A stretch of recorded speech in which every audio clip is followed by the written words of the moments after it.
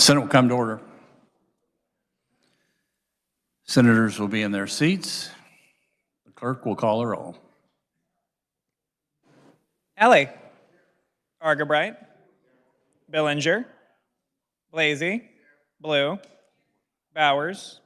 Bowser. Clays from Saline. Clays from Sedgwick. Clifford. Corson. Dietrich. Erickson. Fagg. Vascudo. Francisco. Gossage. Haley. Holscher. Klemp. Cluse. Masterson. Murphy. Owens. Peck. Peterson. Petty. Rose. Reichman. Schmidt. Schallenberger. Shane. Starnes. Sykes. Thomas. Thompson. Titus. Tyson. Ware. Warren. Senators and guests, please rise and give prayerful attention to our guest chaplain.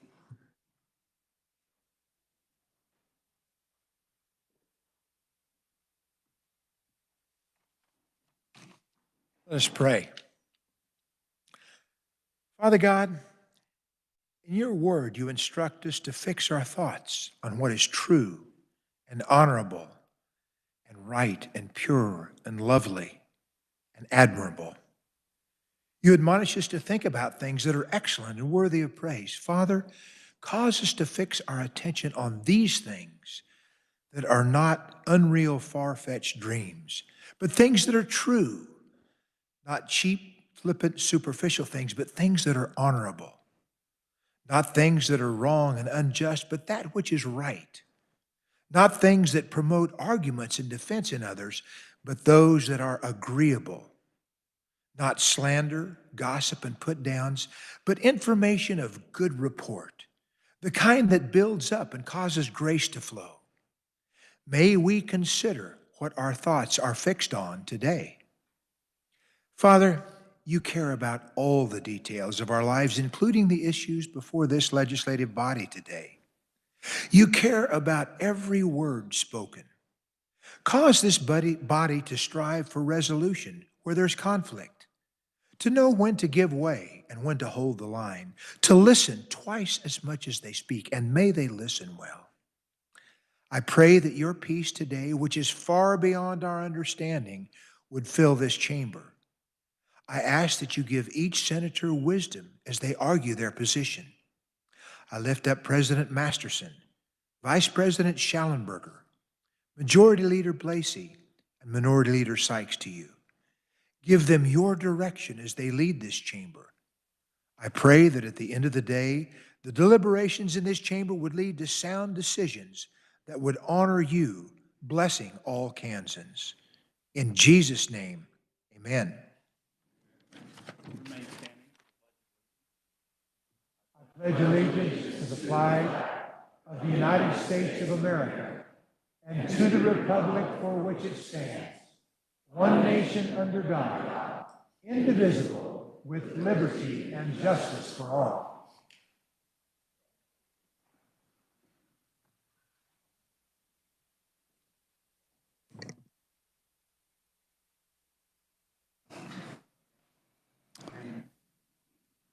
For a point of personal privilege, the chair recognizes Senator from Lynn, Senator Tyson. Thank you, Mr. Vice President. Today, I would like to acknowledge the Ottawa, Kansas chapter of the DAR, the Daughters of the American Revolution, from Ottawa, Gerald Edward Hand.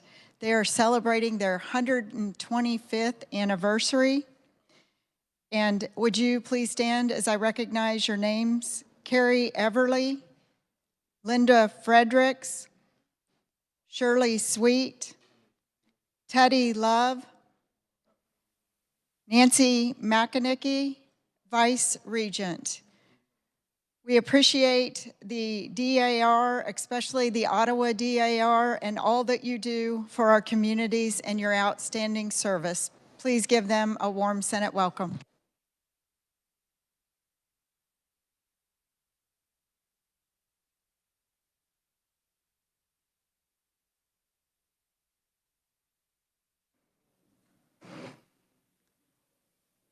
Senator McLeod, Senator Bowers. Thank you, Mr. Vice President. Today, I'm deeply honored to recognize a special Kansan, Mr. Larry Wills, for his 25 years of remarkable service as a singing tour guide at the Kansas State Capitol. Joining him on the Senate floor in the guest gallery for the first time is his wife, Doris. You can see them over here in the gallery. Larry, could you stand up while I go through this with you all? Larry's story began in Senate District 36. He started his teaching career in 1959 in his hometown of Beloit, Kansas, teaching band at Beloit High School. Over time, he transitioned into social science, later into school administration, and ultimately retiring in 1999. However, Larry realized he was not totally ready to retire, and he found this very cool part-time job with us in the Capitol as a historic tour guide. From January through May, 5 days a week, Larry led thousands of visitors through the Kansas State Capitol with a bounce in his step, energy, wit, and deep respect for Kansas history. But what truly set him apart was the gift that only he could bring, music. For a quarter of a century, Larry Wills reminded us that Kansas history isn't something to recite, it's something to experience, to cherish, and to share. He brought stories to life with his warmth, wit, and a special signature spark that only he could provide. Today, as we recognize his extraordinary service and enshrine his name in the Kansas Senate Journal, we ensure his voice becomes part of state's enduring legacy. Our Capitol tour guides do more than lead tours. They carry the heart of Kansas in every step, just as Larry has proven. And Larry knew instinctively that our past wasn't meant to be told, it was meant to be sung. With tunes like John Brown's Body, The Chisholm Trail, and Home on the Range, Larry filled these halls with melody and meaning, inviting his tour groups to join in. Many of you probably knew of him as a singing tour guide, but I can't count the number of times I paused outside my second floor office to listen as he sang one of my favorites in front of the John Brown mural. Those moments were pure Kansas, authentic, heartfelt, and unforgettable. I asked him if he might sing just a bit for us today, but before he sings a little of John Brown's Body, we all say, "Happy retirement, Larry. Don't be a stranger. Come back and visit often. You'll always have a special place here." So Larry, could you please sing just a bit of John Brown's Body for us? And with that, Mr. Vice President, I do request my words to be spread across the journal. So welcome, Larry. Come on up, yes. You start whenever you're ready.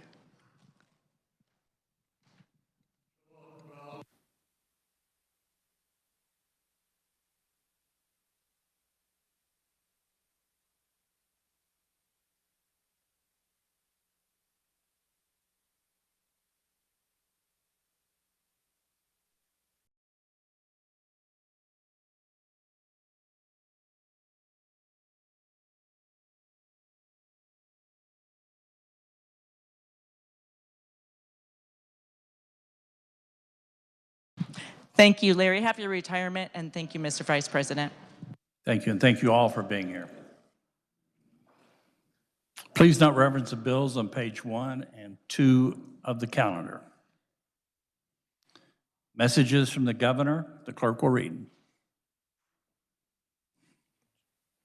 Message from the governor regarding Senate Bill number 4. The 3-day grace period for mail ballots was a bipartisan solution approved by the legislature in 2017 to address delays in processing of mail by the United States Postal Service, particularly in rural areas. The goal was to ensure that all Kansans had their votes counted, no matter where they lived. Not only will removing the 3-day grace period for mail ballots disenfranchise thousands of Kansas voters, but it also shows a lack of understanding of our elections in Kansas. Implementing this will create confusion among county election officials who will have to update policies and procedures on handling of mail ballots in a higher turnout election year. This bill is an attack on rural Kansans who want to participate in the electoral process guaranteed by our Constitution. I will not sign legislation that deprives Kansans from having their vote counted. Therefore, under Article 2, Section 14A of the Constitution, I hereby veto Senate Bill number 4, the Governor's Office, by the Governor, Laura Kelly, dated 3/24/2025.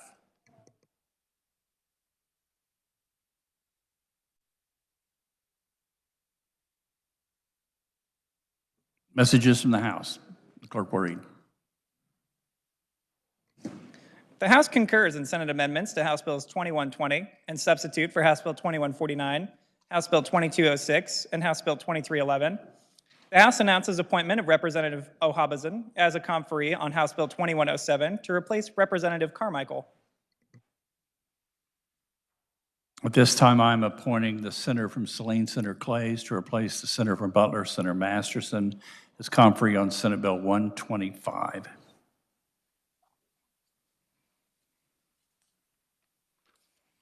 Introduction of original motions and Senate resolutions. The clerk will read.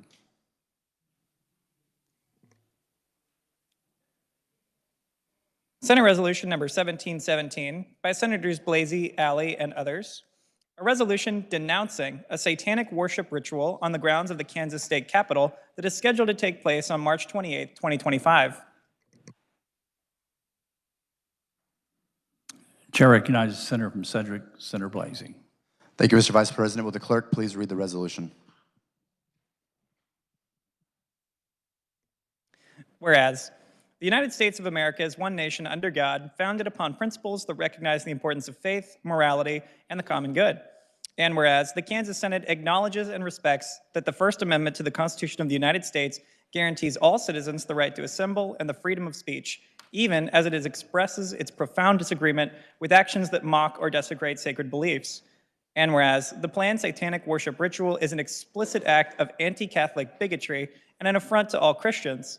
It blasphemizes our shared values of faith, decency, and respect that strengthens our communities. Now, therefore, be it resolved by the Senate of the State of Kansas that we denounce the planned satanic worship ritual scheduled to take place on the grounds of the People's House, the Kansas State Capitol grounds, on March 28, 2025, as a despicable, blasphemous, and offensive sacrilege to not only Catholics, but all people of goodwill, and that it runs contrary to the spiritual heritage of the state and nation. And be it further resolved that we condemn the extensive vandalism, including damage to statues, candles, and glass, and the disrespect of an American flag and hate speech graffitied on the walls of St. Patrick's Parish in Wichita, Kansas on March 15, 2025. And be it further resolved that we call upon all Kansans to promote unity, mutual respect, and the values that uphold our identity as one nation under God. And be it further resolved that we call upon the Kansas Governor, Laura Kelly, to condemn the stated activity and its implicit use of stolen property.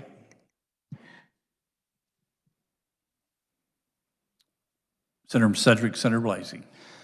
Mr. Vice President, today we affirm the values that define us as a people and as a nation. The United States of America stands as one nation under God, as we just recited in our Pledge of Allegiance here a few moments ago, founded on the principles of faith, morality, and the common good. It is these sacred beliefs that have guided us through our history, strengthened our communities, and united us in times of adversity. As representatives of the people of Kansas, we respect the freedom enshrined in our First Amendment of our Constitution, the right to assemble and the right to freedom of speech. Yet we cannot remain silent when these freedoms are misused to mock and desecrate the sacred values that uphold our identity. The planned satanic worship ritual on the grounds of our state capitol is not merely an act of expression, it is an affront and an explicit act of anti-Catholic bigotry that insults Christians and all people of goodwill. Such actions run contrary to the principles of faith, decency, and respect that binds us together. They undermine the values that promote harmony and mutual understanding among Kansans. The ritual seeks to divide us, yet we will not be divided. Instead, we stand firm in our resolve to denounce this blasphemous act as a sacrilege against the spiritual fabric of our state and our nation. So let us, as leaders and citizens, send a clear message that Kansas will remain a place where respect for our shared heritage and values will prevail, that we reaffirm our commitment to unity and mutual respect. Let us stand together as one people under God, promoting the common good and protecting the moral foundation that strengthen our communities. May God bless Kansas, and I will stand and yield for other senators who may wish to share some remarks. Comments on the resolution? Seeing none? Senator, Senator from Johnson, Senator Thompson. Thank you, Mr. Vice President. I'm hiding behind the lamp all the time. I appreciate that. I couldn't articulate anything better than what the majority leader just said. I would obviously like to support his remarks. I support this resolution. I've been flooded with correspondence, emails from all over the state, people infuriated by this black mass, infuriated by what they consider to be a mockery of their faith. And I believe this is a very important step, and I support it fully. Thank you, Mr. Vice President. Senator Shawnee, Senator Cluse. Thank you, Mr. Vice President. I stand in full support of this resolution and would like to remind this body that the day Jesus rose from the dead, we won. We continue to win. And a lot of different organizations try to trample on our freedoms and faith, but we won. And I think of another organization that has tried to blaspheme our God and our Savior Jesus Christ, the FFRF, Freedom from Religion Foundation, who tries to assault and attack Christians, believers. And so with that, I stand in strong support of that. And once again, say it again, we already won.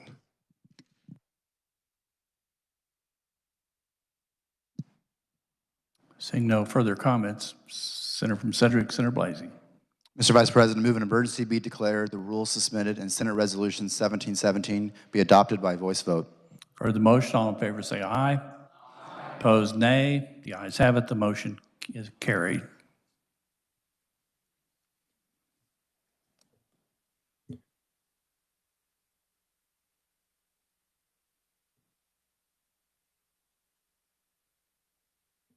Chair recognizes Senator Johnson, Senator Thompson. It's for a motion override. Thank you, Mr. Vice President. First, I'll explain the bill. Basically, this is Senate Bill 4, which requires that all advanced voting ballots be received by the election officers by 7 p.m., any of those coming in by mail. It is as simple as that. This is repealing the 3-day grace period. There was a recent challenge in the Fifth Circuit Court of Appeals that upheld the decision that those grace periods are unconstitutional and would actually afford extraordinary relief to anyone whose ballots are received after the end of the election. So this creates a uniform end to the elections in Kansas at 7 p.m. And as Justice Kavanaugh from the Supreme Court recently emphasized, he says, to state the obvious, a state cannot conduct an election without deadlines. A deadline is not unconstitutional merely because voters own failures to take timely steps to ensure their franchise. We know that the voting by mail has become increasingly unreliable. We've decided that we need to make a uniform end to our elections at 7 p.m., and that people will have to just make adjustments. In further legislation, we may consider other options in the future, but at this point, this 3-day grace period, we believe, is not constitutional. And with that, the veto message of the governor having been read, I move that Senate Bill 4 be passed, notwithstanding the governor's veto. Other questions on the motion? Chair recognizes Senator from Johnson, Senator Holscher. Thank you, Mr. Chair. I do have a question. I believe you mentioned that, I believe the carrier mentioned that the mail has become unreliable. So could you help me understand how shortening the time frame helps address that issue? Senator from Johnson, Senator Thompson. Well, we could extend the grace period for days and days, weeks, in fact. And we've had situations where, for example, we've sent cards to relatives in nearby towns, and they haven't received them for weeks. So by shortening by shortening the grace period, we're just saying, if you are going to vote by mail, you need to make sure you get it done quickly. And we need this uniform into the election just so that we know that all voters are operating on the same time frame. Again, allowing voters to mail their ballots after Election Day, which could happen, or even have those ballots received after Election Day, it means the election is still open. So by shortening or by ending the grace period, we just ensure those ballots are received at the same time as all other voters. Simple as that. And again, we could extend that grace period for 5, 10 days. It may not make a difference. There are all sorts of options to vote. You can vote in person. You can vote advance in person. If you've got someone who can't get to the polls, you can take up to 10 ballots and drop them off at the polls for them. So if somebody's in a nursing home or you have several people in the nursing home, you can do that. There are all sorts of ways that you can compensate for that. But by eliminating the grace period, we're just ensuring that we have a uniform end to the election at 7 p.m. and then the counting can begin. Thank you, Mr. Vice President. Senator Johnson, Senator Holscher. I guess that brings me to a follow-up question. Is voting more important than taxes? Senator Johnson, Senator Thompson. Well, I would say voting is more important than taxes, yes. Senator Johnson, Senator Holscher. Thank you very much. I want to take us back to just last week, where we had a bill that was relative to taxes on vehicles, I believe, HB 2122. And with that bill, we modified the time frame to allow people to mail in that information and extended the time frame from 10 days to 30. We literally added a grace period on that bill because of, quote, issues with the mail. So I find it very curious in this situation where problems with the mail have been cited, and I understand that we have seen some problems. But in one case, we lengthened it substantially to ensure things were received by the deadline, and now we are doing away with a grace period. And to the senator's point, voting is a very important issue. It is a right of our citizens, so important that even just a few years ago, the entire body of the Senate and the House voted to add the grace period, overwhelmingly. It strikes me that certain populations really rely on mail ballots, disabled, college students, other people just because of their location. And really, if you're a college student, I think what this says to you, the elimination of the grace period tells me one thing: this legislature is afraid of your vote. And that's why this is being changed. Advanced voting, per our Secretary of State, is safe, secure, and efficient. No citizens are asking for this change. In fact, I have received dozens of emails saying to oppose this, and I know everybody else has as well. So I'm going to be standing with the people and voting against this. Thank you. Chair recognizes Senator Sedgwick, Senator Vascato. Thank you, Mr. Chairman. Voting is a right. I am elected the first and only African-American woman to ever serve in the Kansas Senate. Voting is essential to me. Senate Bill 4, it's no secret that I feel it makes it harder for people's vote to be counted. I know that we have made provisions within the law to for our military, that they get their ballots in a timely manner to make sure their votes count. Mr. Chairman, if the senator from Johnson would answer a question. You will. Thank you. So did we consider in this legislation making any provisions for people with disabilities that are on a permanent, they've submitted the information from their physician that they get a ballot in the mail. Some of them are bound to their beds, they're in wheelchairs, they have to, Mr. Chairman, I deliver Meals on Wheels. Sometimes they'll ask me to buy them stamps so that they can mail off their utility payments, etc.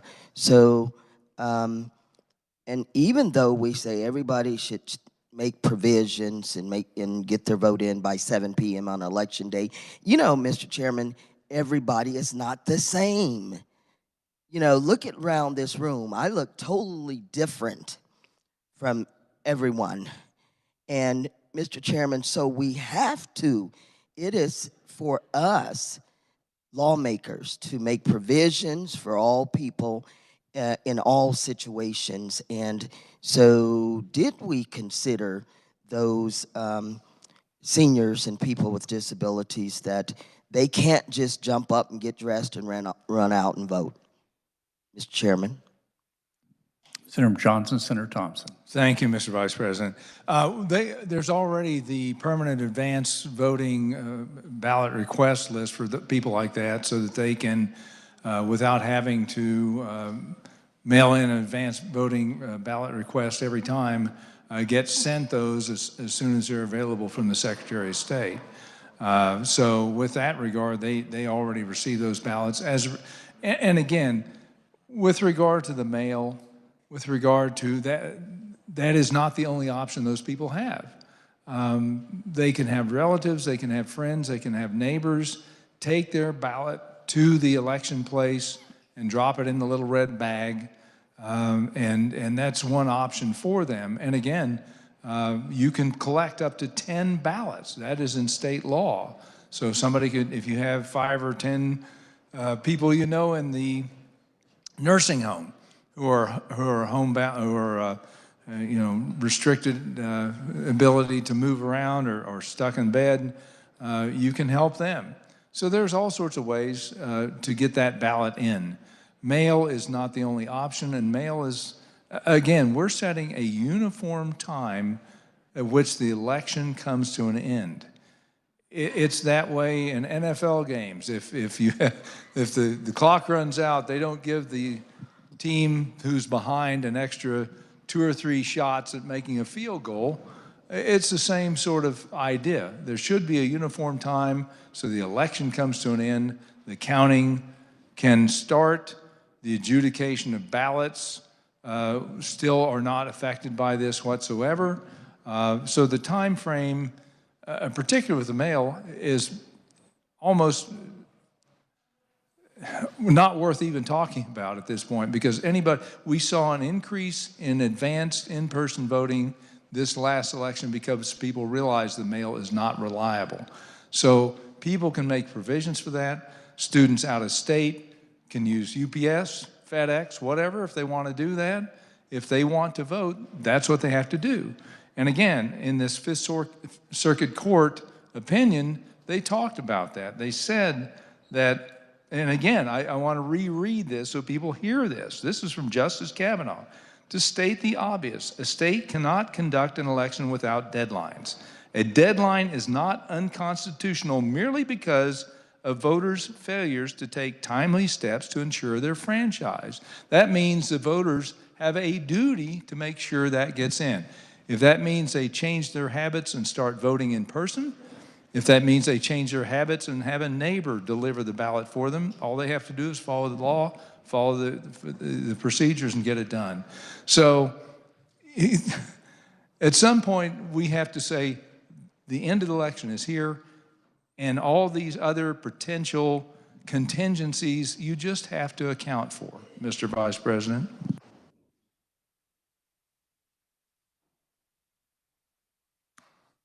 Senator Sedgwick, Senator Fausto. Thank you, and I want to correct something, Mr. Vice President. I called you Mr. Chairman, but Mr. Vice President. If I may say this, I don't know, I don't consider voting, I don't want to compare it to a football game, not at all. People died for the right to vote. And again, this is serious.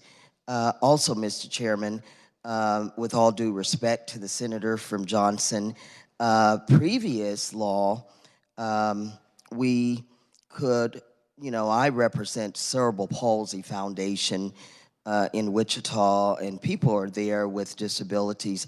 I used to be able to pick up all of their ballots and deliver them for them. We changed the law. Originally, the law was going to be you could only drop off 5, pick up 5 advance ballots from a senior citizen or a person with disabilities. Although I serve on that committee, and I made the point that I have 7 siblings and that I would have to have made a choice, pick up, 5 and, discount the other 2. So we raised it to 10 ballots that you could deliver. And so we just keep making it harder and harder to vote. Mr. President, it was a bipartisan vote in 2017 to give the 3-day grace period because of the mail and the delay, and that we all felt at that time, Democrats and Republicans, that we wanted every vote to be counted, and we were being considerate to poll workers who would have to stay late and count, and thereby they had those extra days to do that work, Mr. Chairman. And, again, I get the point.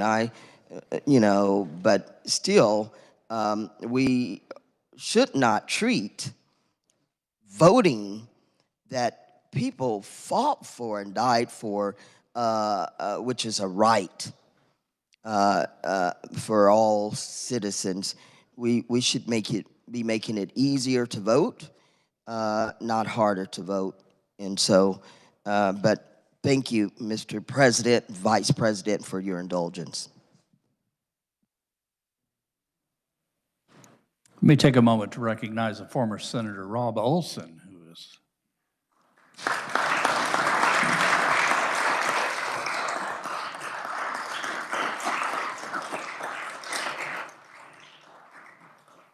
welcome back, Senator. You've trimmed up a little here. Chair recognizes Senator from Finney, Senator Clifford. I might remind the body that we're on a motion to override. Thank you.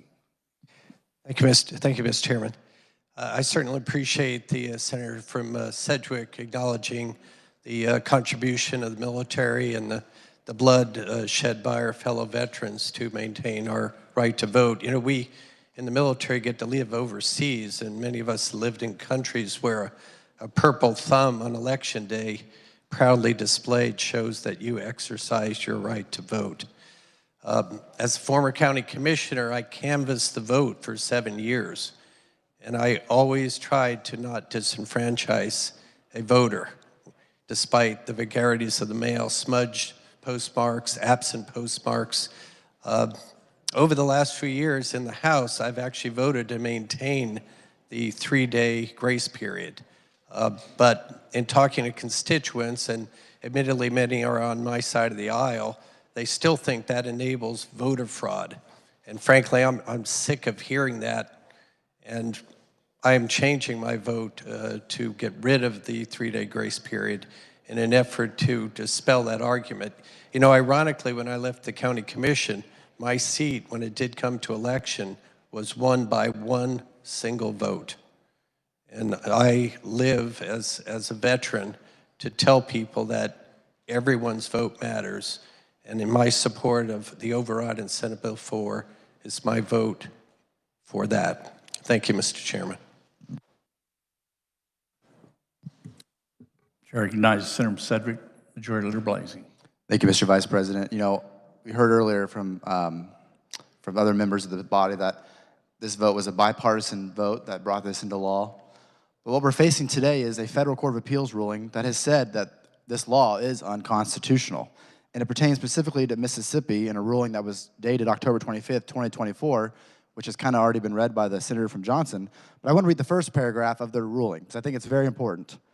Congress statutorily designated a singular day for the election of members of Congress and the appointment of presidential electors. Text, precedent, and historical practice confirms this day for the election is the day by which ballots must be cast by voters and received by state officials. Because Mississippi's statute allows ballot receipt up to 5 days after the federal election, it is preempted by federal law. This is certainly ensuring that our state law is conforming to constitutionality, and that is why we need to override this veto. Thank you, Mr. Vice President. Chair recognizes Senator Johnson, Senator Sykes. Thank you, Mr. Vice President. This bill is about discrimination. If you vote with a stamp, your vote has less weight than if you vote in person. So whether it's because you're disabled or a student, if you put a stamp on that, we don't care about your vote, is what we're saying. The good senator from Johnson said you can FedEx this. So then we're adding a poll tax. I FedEx something recently, $50. We do have a deadline, so the rhetoric that's being told in this room is absolutely false. You have to have submitted your ballot by 7 o'clock on election night. It has to have a postmark. It's the government delivery that is what we are complaining about.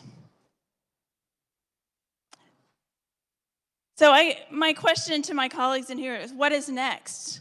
Currently, if you're standing in line on election day and you haven't submitted your vote by 7 o'clock, but you're in line, are we going to take that away next year? Because that's what this is doing.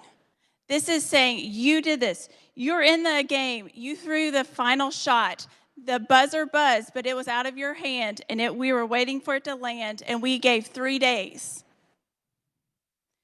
We're on a slippery slope, and I promise you this is about discrimination. This is discriminating those who are disabled, those who may not have a car, those who rely on our mail. And yes, our mail has serious problems right now, and we should be addressing that, not disenfranchising our voters.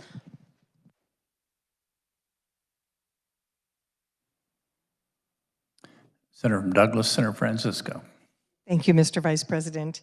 I liked the question about what's most important, taxes or voting. I always enjoy the fact that I can delay until April 15th when I owe money to the federal government or to the state, and my contribution or return counts if it is postmarked on April 15th. Senator Johnson, Senator Corson. Thank you, Mr. Chair. I just want to make the point that this Mississippi case that keeps being referred to is really an outlier. It's really, frankly, an extreme outlier among cases that have been filed. I know that that's really helpful for proponents to continue to point to it as if that is the only case where this issue has been litigated, but there's actually been cases in Illinois, Nevada, and North Dakota that have also looked at these grace periods, and those courts there have upheld those grace periods. In Nevada, the case was dismissed. The judge rejected the claims that the grace period was unconstitutional and violated federal law. In Illinois, the case was also dismissed. The Seventh Circuit affirmed the district court's decision to dismiss the case. North Dakota, the case was dismissed. And so this Mississippi case is really an outlier among the cases. It was one case decided by an extremely conservative court of appeals. And the second thing we need to remember is that what this bill would do is this would make Kansas the absolute shortest deadline of any state in the country in terms of days to return your ballot. The shortest in the entire country if this goes into effect. Is that what we want? Is there a reason that we want to be the shortest in the entire country? Mississippi, which we keep going back to, they have a 45-day period where ballots can be mailed and returned. That's more than double the current period that Kansas allows. And we're now talking about decreasing it when we're already less than half the time of Mississippi. Just makes no sense, Mr. Chair. So I just want to point that out. That Mississippi case is an outlier. Mississippi is much more generous in terms of being able to return ballots. I hope the body will consider that in voting no. Thank you. Senator Marino, Senator Murphy. Well, thank you, Mr. Vice President. In relation to the IRS, Mr. Vice President, I've had on 2 occasions where I've gotten my return mailed in a timely manner. Post office did not postmark the envelope. And so when the IRS received it several days later, I was fined for not having it in time. Well, the problem is this, with our mail-in ballots, I think we give a false sense of security when we have this extended time, because the people, in all good faith, mail their ballot in time. The post office does not postmark it. That ballot is not counted. If it's delayed in delivery and it doesn't show up till Saturday or Monday, that ballot is not counted. So I think it's incumbent on people to get in a timely manner and not feel that they've got that grace period, when that grace period may not help them at all. Thank you, Mr. Vice President.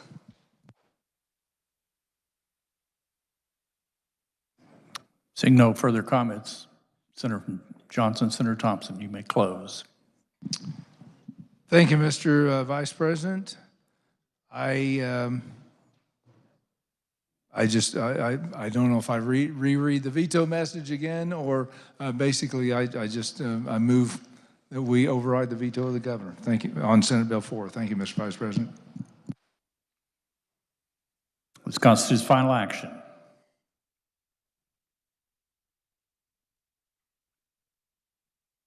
The clerk will call the roll.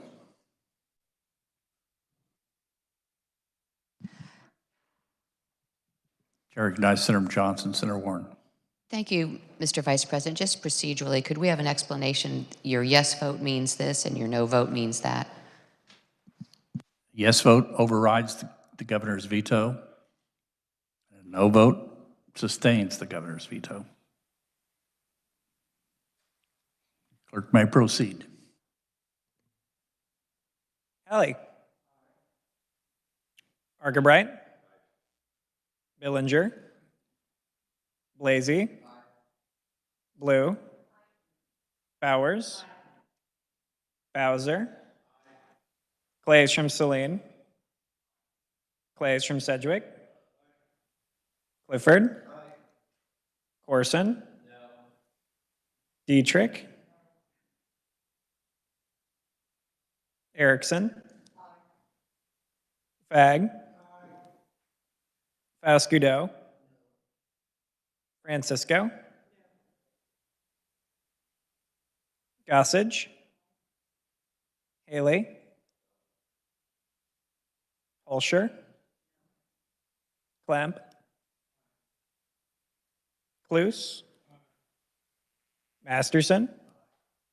Murphy. Owens. Peck. Peterson. Petty.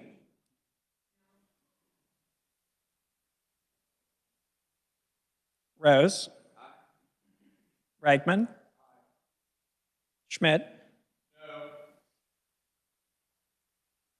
Schallenberger.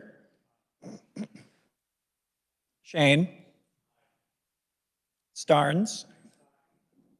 Sykes. Thomas. Thompson.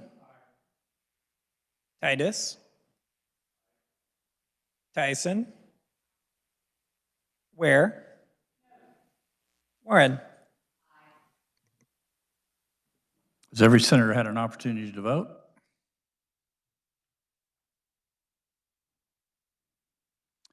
Does any senator wish to explain their vote? Senator Johnson, Senator Holscher. Thank you, Mr. Chair. This bill will give Kansas the shortest mail voting period in the nation. While there may be shortcomings with mail processing and delivery, this bill does nothing to address those issues. Rather, this bill punishes Kansas voters for those problems by throwing out their ballots. The 3-day grace period has strong bipartisan support among voters and was implemented with overwhelming bipartisan support in the legislature. While the carrier mentioned citizens have, quote, other options for voting as well as returning their ballots, my guess is those options will likely be chipped away at in the upcoming sessions. In fact, the chair of the committee in the House alluded to that recently. Just last week, this body voted to allow a 20-day extension for the mailing of tax payments regarding certain vehicle payments. Now this body wants to eliminate the grace period for mail ballots. Some observers may say these two actions are in conflict with one another when it comes to addressing the issue of mail processing. Some people may say it's hypocrisy. I vote to sustain the governor's veto of SB 4. Senator from Sedgwick, Senator Falscadeau. Thank you, Mr. Vice President. If the gentlelady from Johnson Holscher would allow, I'd like to join her remarks.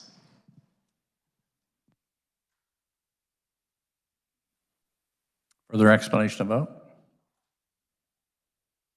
Does any member wish to change their vote?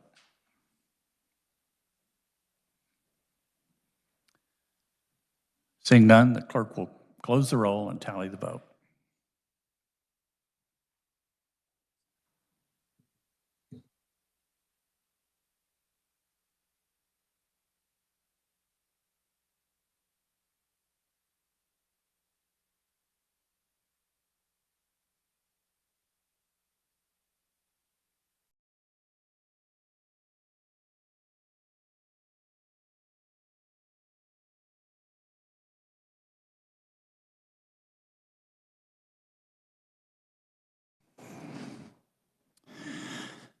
Thirty having voted in favor, 10 opposed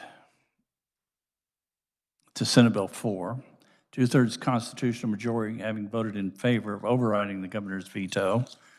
The motion prevails and the bill passes. On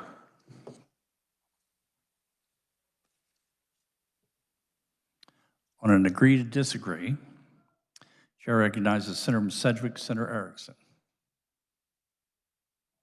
Thank you, Mr. Vice President. I move the Senate adopt the Conference Committee report on House Bill 2240 to agree to disagree and request a new conference committee be appointed. You've heard the motion. All in favor say aye. Opposed, no. The ayes have it. The second conference on part of the Senate, the chair appoints the Senator from Sedgwick, Senator Erickson, the Senator from Reno, Senator Murphy, and the Senator from Johnson, Senator Holscher. For an agree to disagree, the chair recognizes Senator from Lynn, Senator Tyson. Thank you, Mr. Vice President. I move the Senate adopt the Conference Committee report on HB 2125 to agree to disagree and request a new conference committee be appointed. For the motion, all in favor say aye. Opposed, no. The ayes have it. The motion carries. Second conference on the part of the Senate, the chair appoints the Senator from Lynn, Senator Tyson, Senator Montgomery, Senator Peck, Senator from Johnson, Senator Corson. Senator from Lynn, Senator Tyson. Thank you, Mr. Chairman. I move that the Senate adopt the Conference Committee report on HCR 5011 to agree to disagree and request a new conference committee be appointed. You've heard the motion. All in favor say aye. Opposed, no. The ayes have it. The motion carries. Second conference on the part of the Senate, the chair appoints the Senator from Lynn, Senator Tyson, the Senator from Montgomery, Senator Peck, and the Senator from Johnson, Senator Corson.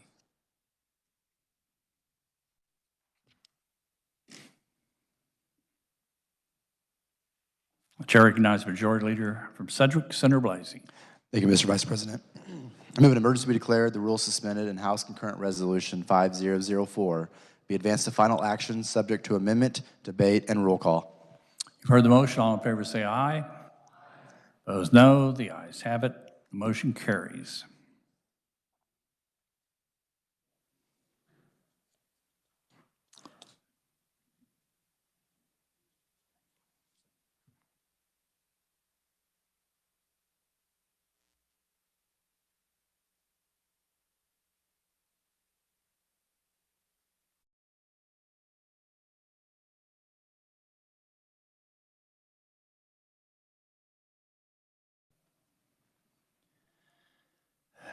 Carries HCR 5004. The chair recognizes Senator from Johnson, Senator Thompson. Thank you, Mr. Vice President. House Concurrent Resolution 5004 would amend the Kansas Constitution, Section 1, Article 5, to clarify that no person shall be deemed a qualified elector unless such person is a citizen of the United States, has attained the age of 18, and unless there is a residency exception that applies that resides in the voting area in which such person seeks to vote. It is as simple as that. If it passes, it would be placed on the November ballot, November 3rd of 2026. And with that, I will stand for questions. Are there questions? Chair recognizes Senator from Johnson, Minority Leader Sykes. Thank you. Did you say this was on the November of 2026 ballot? Yes. November 26th. Senator from Johnson.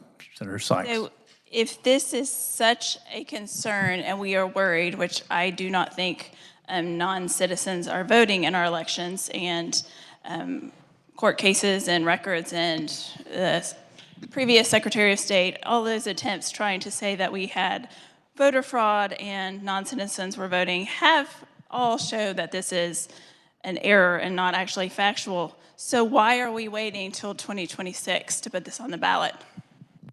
Senator from Johnson. Senator Thompson. That was determined by the House when they passed this resolution. Senator from Johnson. Senator Sykes. So was there not any conversation that if this is so important that it should not be on a ballot sooner from this and have a strong Senate position? Senator from Johnson. Senator Thompson. We already have a resolution on the, that will be on the primary ballot in 2026. So it felt like, the time to get this ready for the end of the year would be a little too fast, and so we put it on the November 26th ballot. Senator Johnson. Senator Sykes. Thank you. I think that's a little short-sighted, and if this is something that is so important and we want to make sure that citizens are the ones voting and that non-citizens are not voting, I think we should put this on this November ballot. So with that, I have an amendment, and I have turned it in, and it is 2187.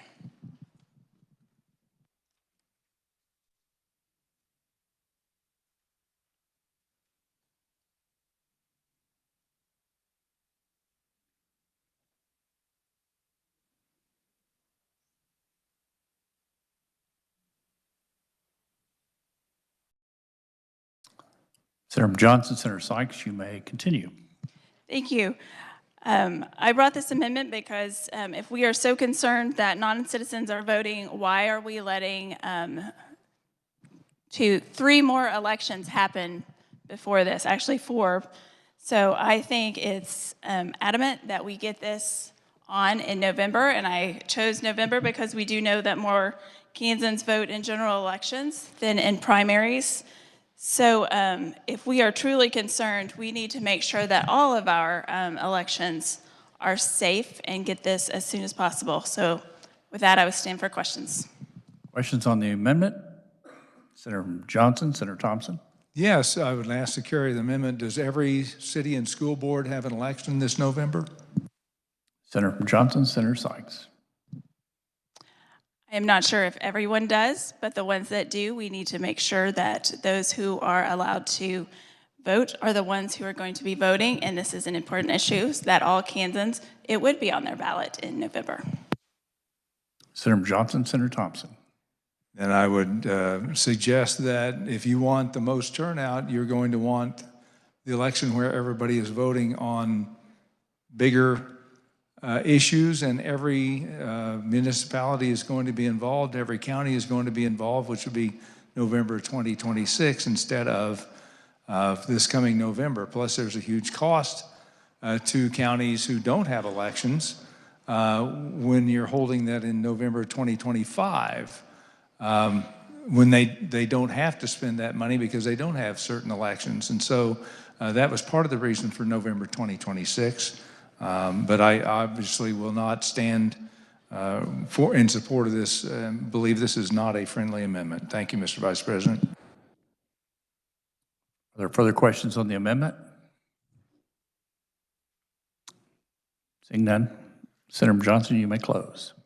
Thank you. If we truly care and want to make sure that citizens are the ones that are voting, we need to get this settled. Again, I don't know that I think this is a problem, but it is for the majority of the chamber. So this should be early. We know that our presidential elections are actually the ones that have the most turnout, but this is not waiting till when we have the most turnout in their state. This is on what I would say that the carrier of this bill is trying to say, what would be turnout for a governor's election? But if we really want to make sure that Kansans are assured that only citizens are voting, We need to get this to the people as soon as possible. So with that, I move my amendment. Questions on the amendment? All in favor say aye. Opposed, no. Amendment fails. Chair recognizes Senator from Sedgwick, Senator Fowles-Cadeau. Thank you, Mr. Vice President. If the gentleman from Johnson would stand for question. Yes. Thank you. So do we know yet how long the question would be on the ballot? Would it take 2 pages? I know that there's a question of whether or not or how much it would cost. And so I know in Sedgwick County, if this were to happen and they'd have to use a second page, it would be about $30,000 just for that one county. Is that the understanding that the senator from Johnson has? Senator from Johnson, Senator Thompson. Yeah, thank you, Mr. Vice President. Well, first of all, the statement, the explanation statement for the ballot is actually fairly short. It looks like it's about, I can't count it, maybe a couple paragraphs. So it's not exceedingly long.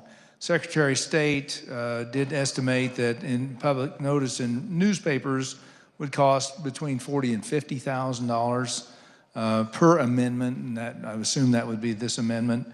And then the counties would have different costs. So I've heard Sedgwick maybe $30,000. Some other counties would be much, much less, depending on the population.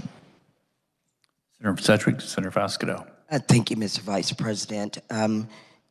So if we already, in current law, you already have to be a U.S. citizen to vote. And so just a final question to the senator from Johnson. What additional act or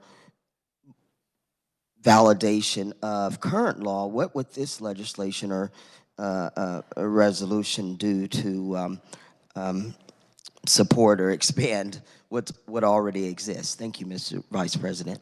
Senator from Johnson, Senator Thompson. Yeah, this would prohibit a municipality from allowing a non-citizen to vote legally.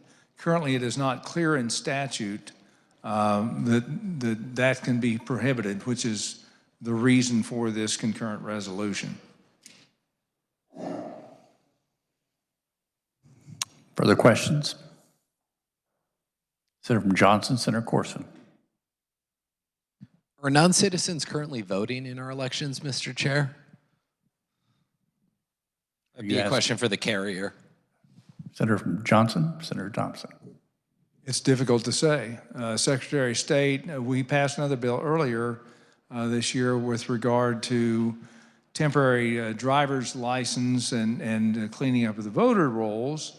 And they admitted that there was about 80 cases, I believe, where they had to do further investigation. It's not a high number, but even one, particularly in a small election in a municipality where votes can be determined by a handful of qualified electors, it's important to ensure that it is citizens that make those decisions.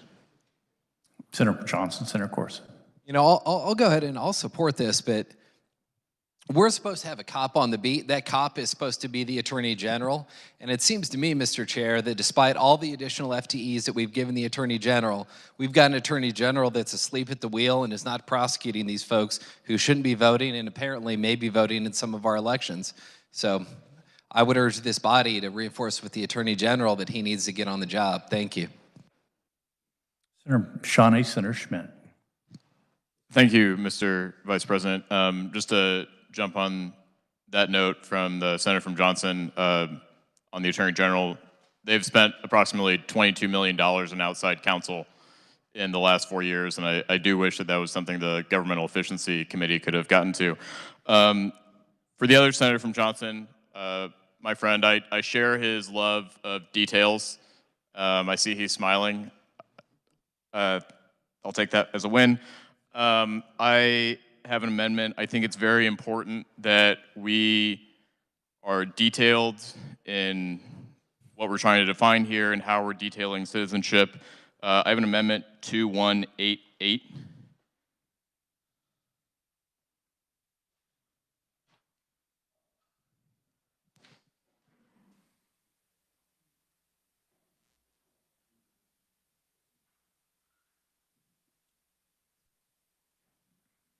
Just a moment.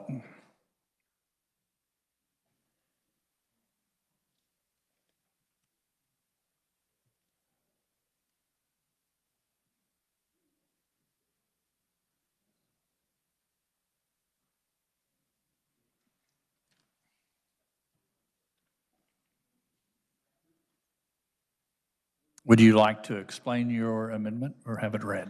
Absolutely, Mr. Vice President. Again, if I can quote my friend from Johnson, it's a simple amendment, really. For every instance of the word citizen in HCR 5004, inserts language following that, comma, either natural or naturalized. So for every instance in HCR 5004, where the original text had the word citizen, it's followed by the words natural or naturalized. Since we're already further codifying what's already law in the state of Kansas, I don't think that there should really be any opposition, and I hope that the body can support this amendment. Are there questions on the amendment by the Senator Mashani? Senator Johnson, Senator Thompson. Thank you. And I think this would potentially change the nature of this resolution.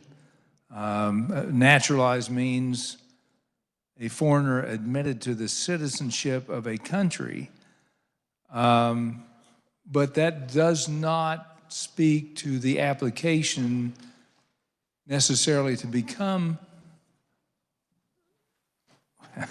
well, I think this introduces some vagaries in the bill that the term citizen clears up.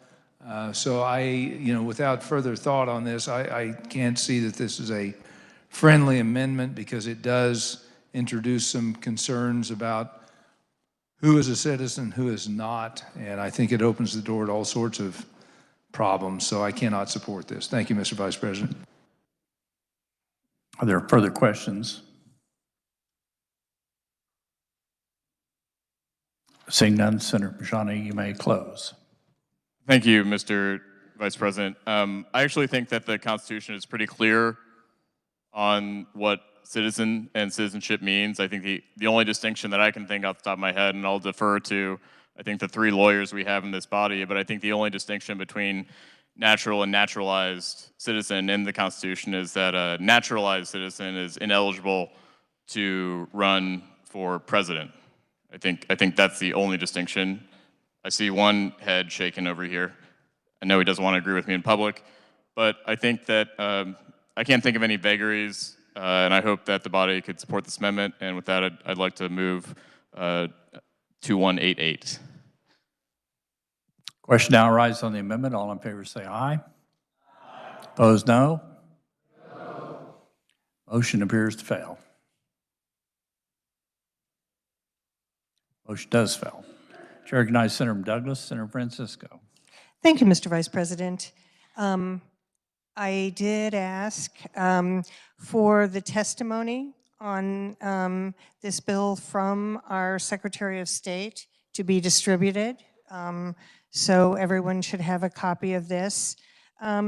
Certainly, I mean, it was neutral testimony, but they did talk about the requirement to publish public notice of the constitutional resolution. And I appreciate that the senator from Shawnee referred to the estimated cost to the state of $50,000, and that would need to be reimbursed from our state general fund. So can the senator from Shawnee describe what change this resolution would make and why it would be so important for us to spend that $50,000 plus add costs for every one of our counties when they're printing the ballots. A question for the senator from Johnson. I think it is Senator from Johnson. I'm sorry, Senator from Johnson. Yes, thank you, Mr. City of Vice. Shawnee. I live in Shawnee, Johnson County, understand.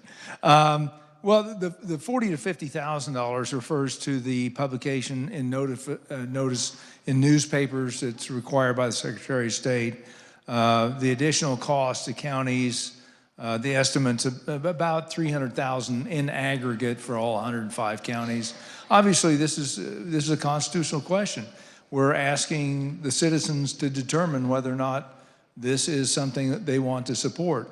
That's all it's doing, and there are costs involved with having citizens determine changes to the Constitution, and obviously we need to make sure that happens, that they are fully informed of what they're voting on, and this is part of the process.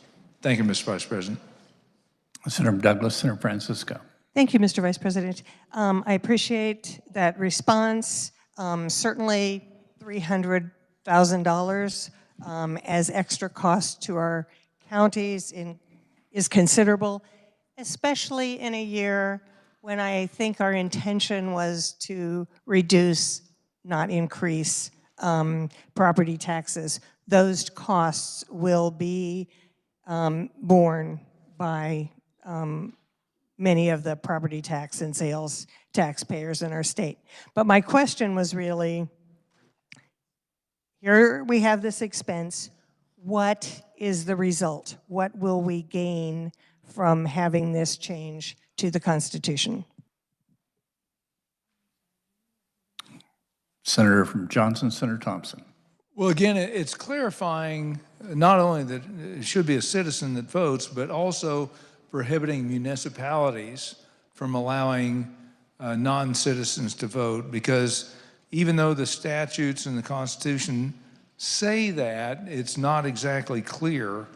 And so it doesn't necessarily prohibit a municipality from determining that non-citizens could be on their voter rolls.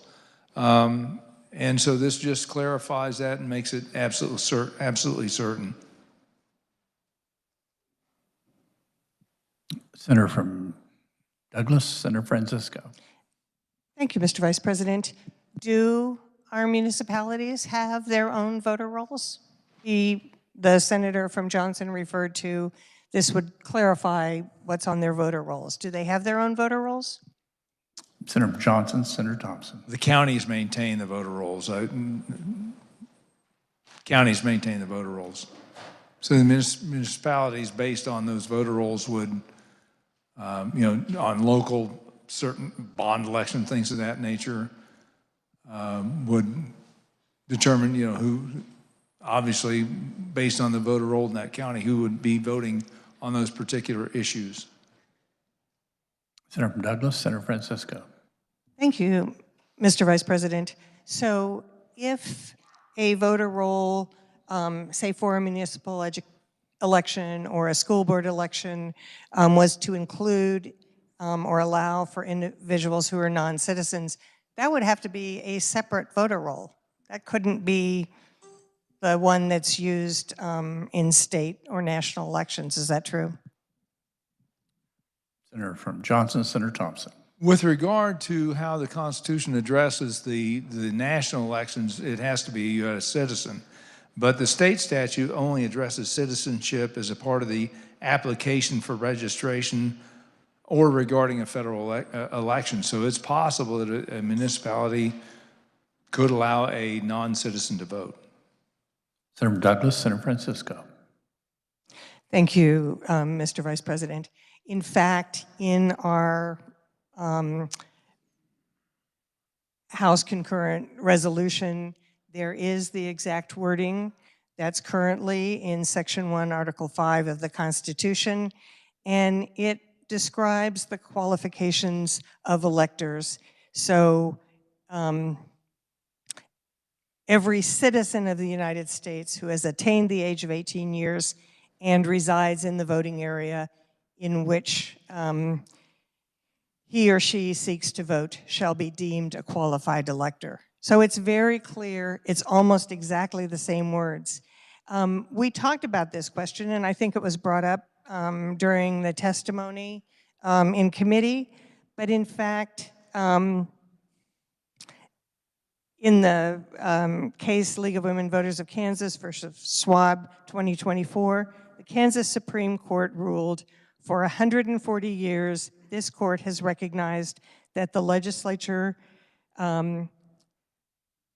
violates the Article 5 right, which is more precisely referred to as a right to suffrage, meaning a right to be a qualified elector in any election called by the state or its political subdivisions.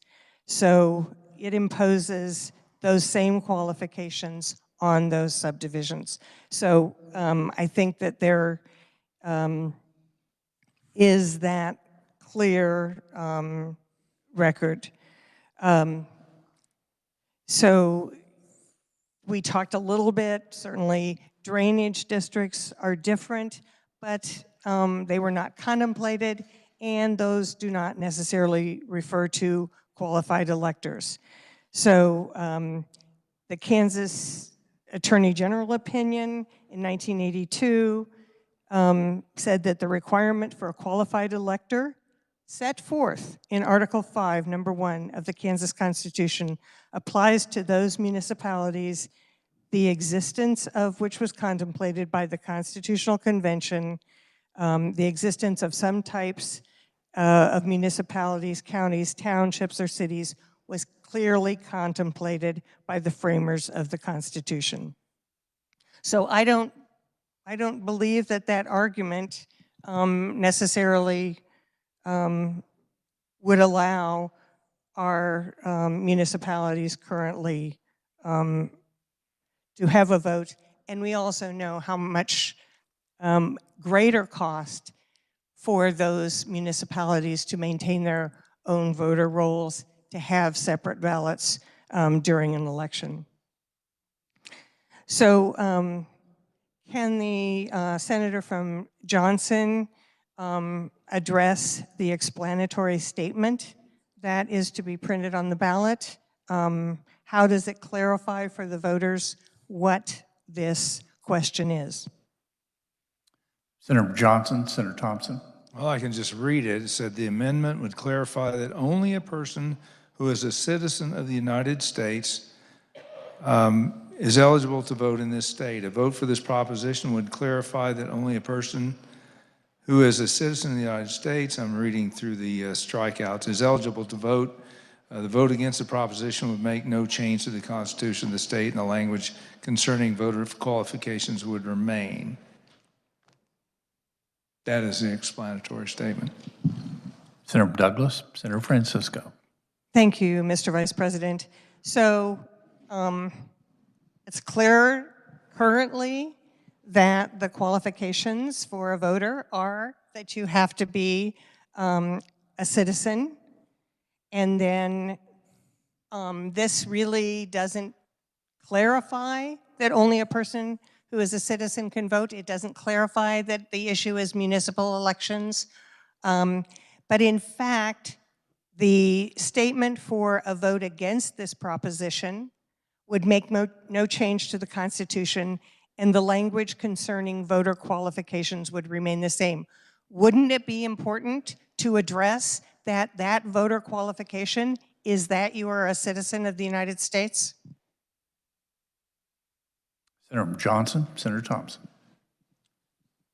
I think most people will understand this. They may not understand the municipality portion of it, but the simple statement is, it should be understood, that if you're a citizen, you get to vote. If you're not, you should not. As simple as that. If you made this explanatory statement so long as to going into the weeds about the nearly 100-year-old Supreme Court decision and all of that, it may make it very difficult for people to understand. And so usually in these situations, in this case, it just makes it very clear. It's if you're a citizen, you get to vote. If you're not a citizen, you do not. period.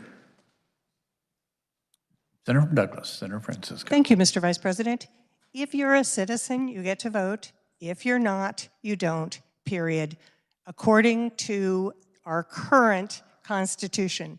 But this explanatory language is confusing because it only says the language concerning voter qualifications would remain the same.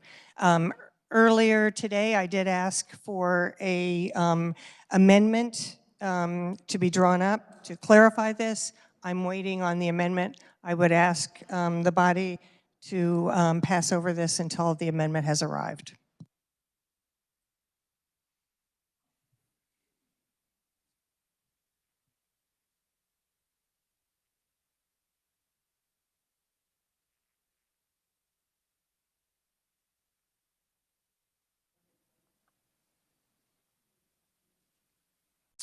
We'll continue with debate until your amendment comes. We have nothing to pass over to, so. Do you have other things you want to say, or do you want us to continue on? Mr. Vice President, I think I've explained my concerns that the amendment or the resolution accomplishes nothing. It just reiterates what's already in our Constitution at a considerable cost. I could, because it's allowed, I believe, by our rules, I could write out the amendment. I know that the revisers prefer to have it in their system rather than handwritten.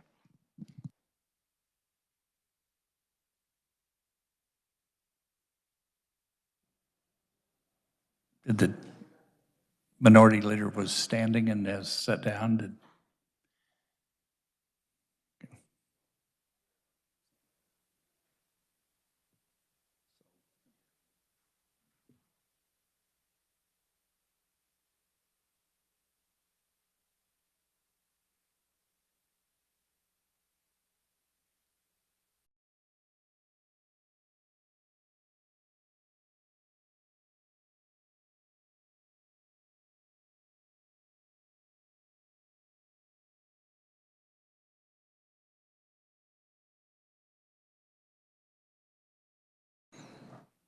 Are there other comments before we move on?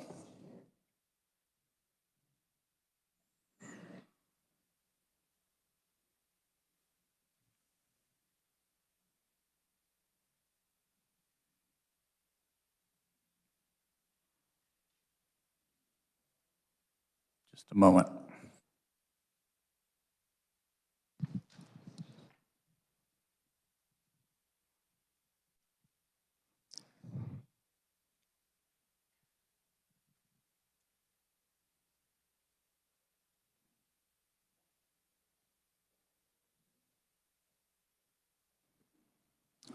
Chair recognizes Senator from Lynn, Senator Tyson. Thank you, Mr. Vice President. The Tax Conference Committee will meet now in room 218 to finish up our work on the agrees to disagree and possibly 2230, the other House bill that's in conference. Thank you.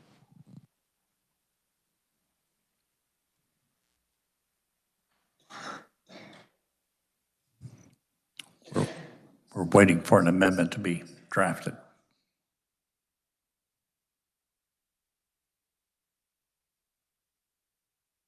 Chair recognizes Senator Sedgwick, Senator Peterson. Mr. Vice President, are you taking announcements? Continue. JCIT will be meeting tomorrow at 12:05 and 142 South.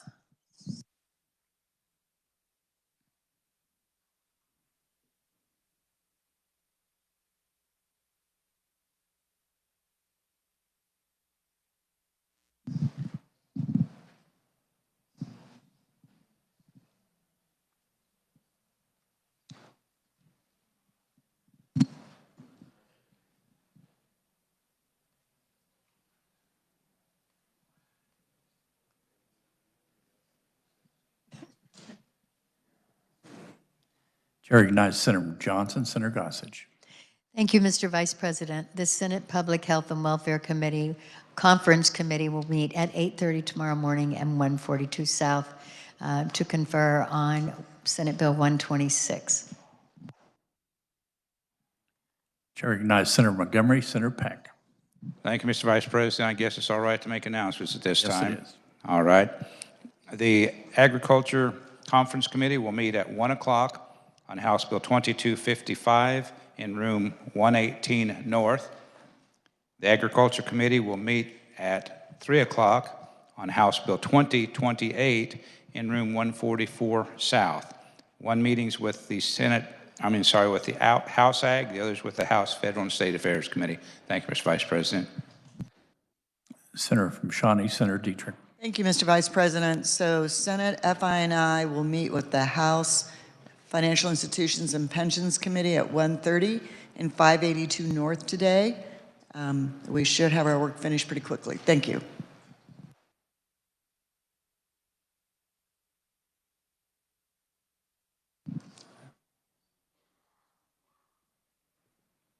I have an announcement, Mr. Vice. Senator from Cloud does too, Senator Bowers.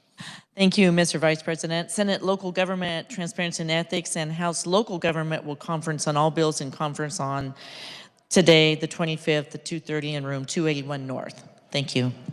Senator Johnson, Senator Thompson. Thank you, Mr. Vice President. The Senate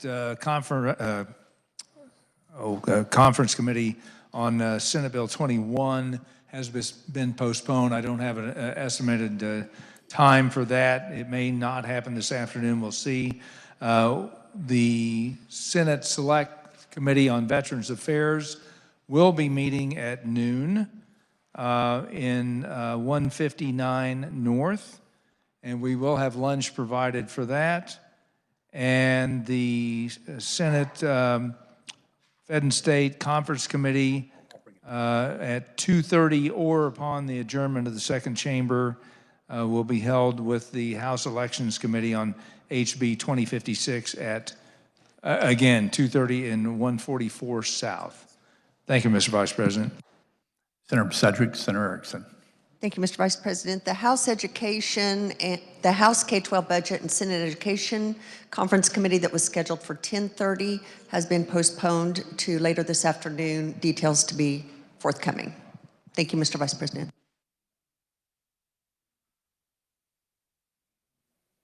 Senator from Johnson, Senator Warren.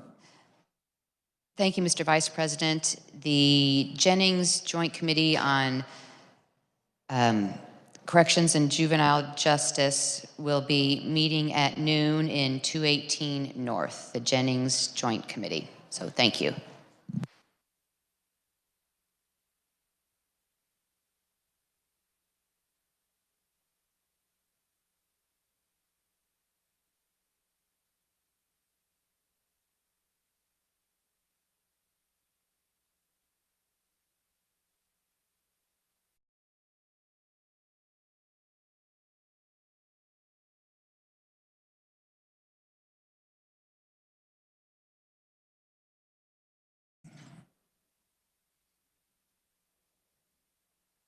We know that the amendment is being printed in the revisor's office as we sit here. So maybe the senator from Douglas would like to explain her amendment. Thank you, Mr. Vice President. I could explain my amendment, or I could turn in my note. Whatever you prefer. This would simply be to add on page 2, line 24, before the period, that qualified electors must be citizens of the United States and have attained the age of 18 years. So this would explain that a vote against this proposition would make no change to the Constitution of the state of Kansas, and the language concerning voter qualifications would remain the same, that qualified electors must be citizens of the United States and have attained the age of 18 years. Are there questions? Senator from Johnson, Senator Thompson, do you have any questions about the amendment? I'm just trying to see where this would be inserted. A vote for, so I'm guessing it would a vote for this proposition would clarify only a person who is a citizen of the United States and has attained, page 2, line 24. Okay, let me take a look at that. That would be in the vote against this proposition. It says that, I believe. Let me take a look at this. Head on page.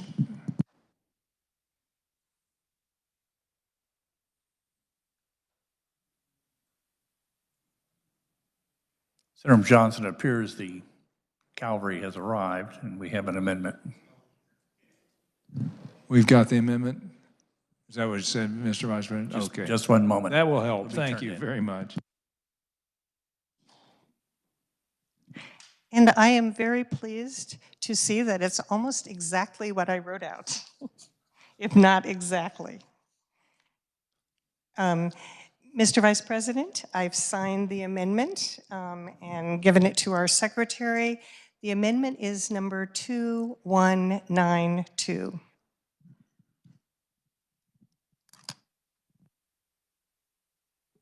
Just a moment until we get it distributed.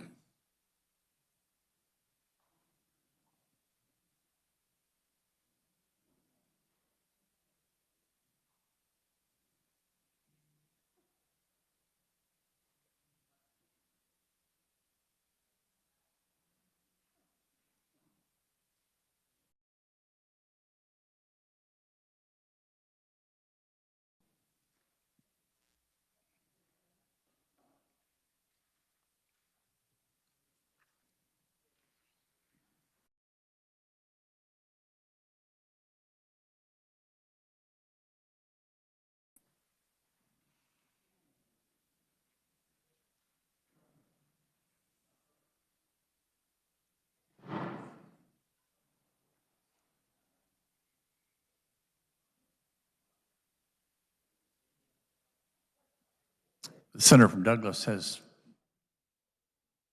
explained her amendment.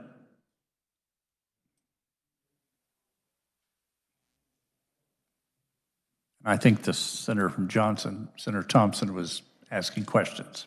Yeah, well, actually, just a comment, Mr. Vice President. I finally had a chance to kind of catch up and read how this would change the explanatory statement. I believe that by only adding this to the vote against this proposition is confusing because it makes it sound like a vote for the proposition is making some sort of weird change. So this is very confusing, whereas I believe the previous or the existing explanation statement is more clear. And what we're trying to do is just say, we want citizens of the United States to vote. We don't want anybody else to be involved in the electorate process. And so even though the attempt is to clarify, I think it actually creates more of confusion, particularly adding it to the end of this, and so I cannot support this amendment. Thank you, Mr. Vice President. Are there other questions on the amendment?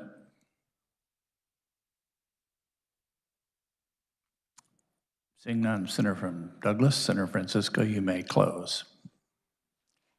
Thank you, Mr. Vice President. I believe it's only confusing because this amendment does nothing to change our Constitution. Right now, currently, every citizen of the United States who has attained the age of 18 years and resides in the voting area in which such person seeks to vote shall be deemed a qualified elector. That's what our Constitution says now. But we have a bill that is not needed, that just kind of changes in order what is being said, and then has an explanatory statement that says this would clarify only a person who's a citizen of the United States. And then a vote for this proposition would clarify. It is perfectly clear in our current Constitution. And then to put a vote against this proposition would make no change to the state of Kansas, and the language concerning voter qualifications would remain the same without acknowledging that language is to say every citizen of the United States who's 18 years and resides, that in fact our current Constitution does that same thing, is a disservice to our voters. I move my amendment. Question arises on the amendment. The senator from Douglas. All in favor say aye. Aye. Opposed, no. No. Motion fails. Further questions?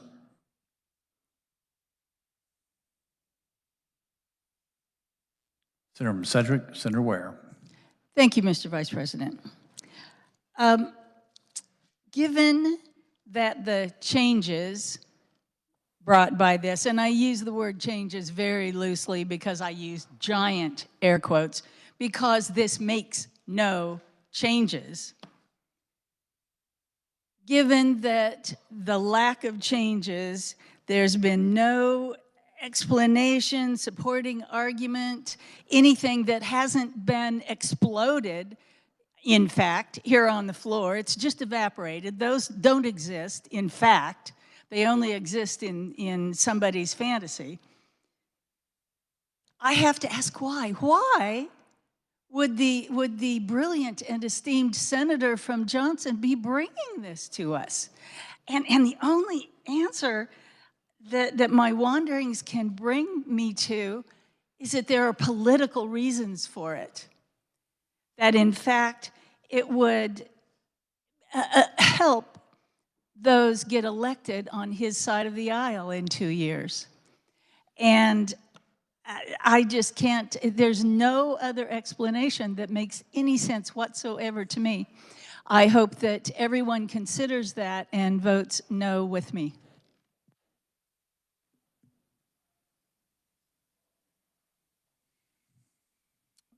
Seeing no further questions, motion's already been made. So this will constitute final action on HCR 5004. Clerk will read the title.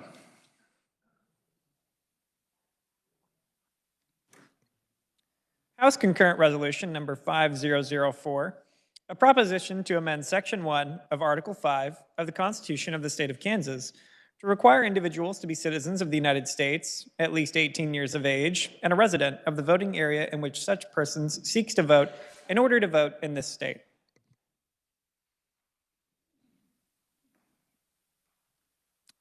The clerk will call a roll.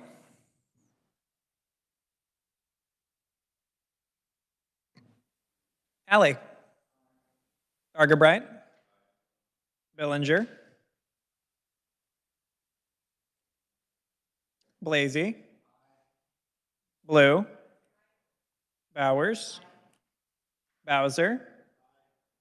Glacium Saline. Glacium Sedgwick.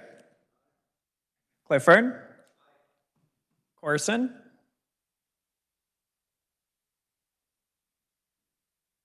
Dietrich. Erickson. Fagg. Faust Goudeau. Francisco. Gossage. Haley. Holscher. Klemp. Cluse. Masterson. Murphy. Owens. Peck. Peterson. Petty. Rose. Reichman.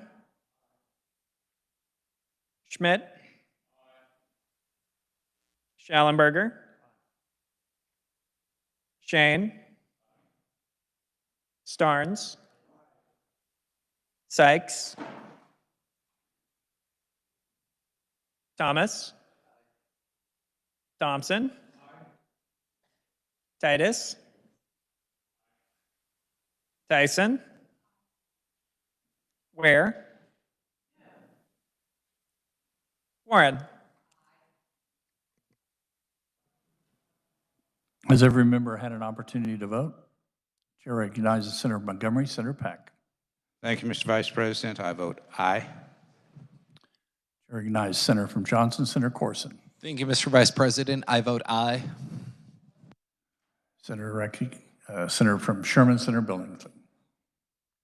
Senator from Saline, Senator Clays.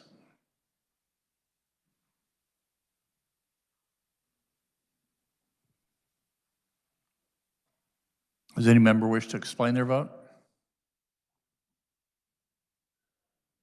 Explanation of vote. Senator from Douglas, Senator Francisco.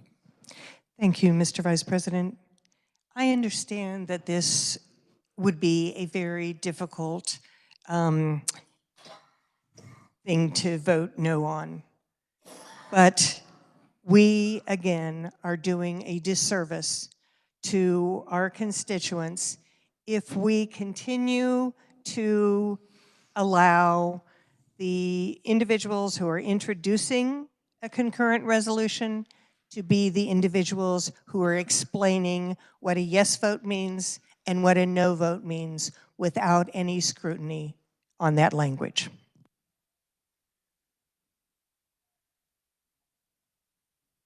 Explanation of vote. Senator from Sedgwick, Senator Clays. Thank you, Mr. Vice President. The senator from Douglas made a lot of really great points and very compelling, in fact.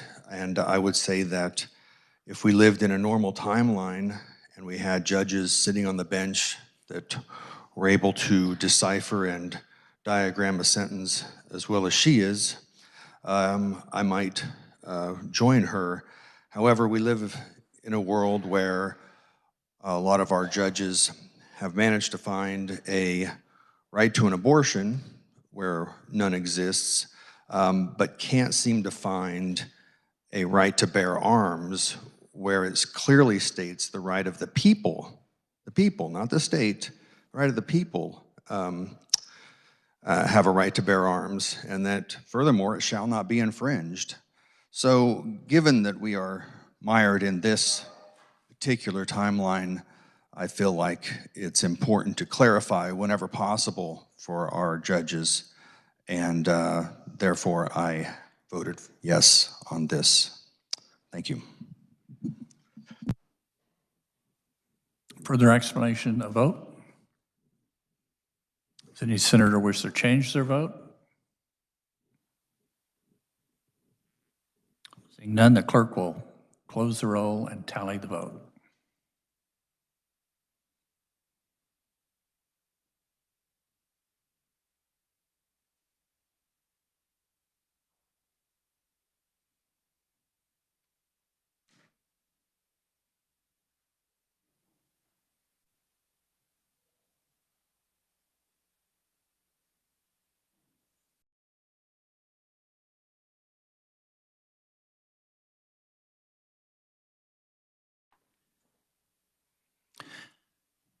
"37 having voted in favor and 3 opposed to House Concurrent Resolution 5004. The measure having received the required constitutional majority is hereby adopted."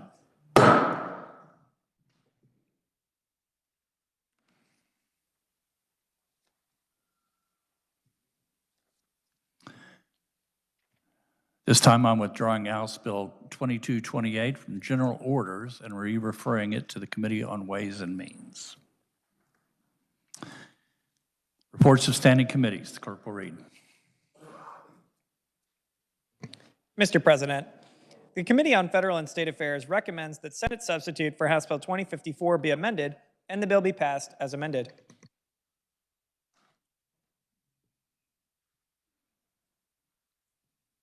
Are there any other announcements before we recess? I recognize Senator from Johnson, Senator Thompson. Thank you, Mr. Vice President. Just a reminder, the Senate Select Committee on Veterans Affairs meets in just about 7 minutes in 159 South. We do have lunch and look forward to seeing everyone there. Thank you, Mr. Vice President. Senator from Cali, Senator Alley. Thank you, Mr. Vice President. House and Senate Conference Committee for Commerce will meet at the adjournment of the second House in room 142S this afternoon. Thank you. Senator from Sedgwick, Senator Erickson. Thank you, Mr. Vice President. Update, the House K-12 Budget Senate Education Conference Committee will meet on House Bill 2382 at 2:30 in 118 North. Thank you. Senator from Johnson, Senator Thomas. Thank you, Mr. Vice President. Johnson County delegation, we do have lunch downstairs, room 118 North, and we'll be hearing from our superintendents. Thank you. Further announcements? To recognize Senator from Sedgwick, Majority Leader Blasey. Thank you, Mr. Vice President. Senate Republicans will caucus in our usual room at 1:30 p.m., and the Senate will reconvene at 2 o'clock. I yield to the Senator from Douglas. Senator from Douglas, Senator Francisco. Thank you, Mr. Vice President. The Senate Democrats will caucus in room 287 North at 1:30 this afternoon. I yield back to the Senator from Sedgwick. Senator from Sedgwick, Majority Leader Blasey. Mr. Vice President, I move the Senate recess until 2 p.m. For the motion, all in favor say aye. Opposed, no. Motion carries. We're in recess.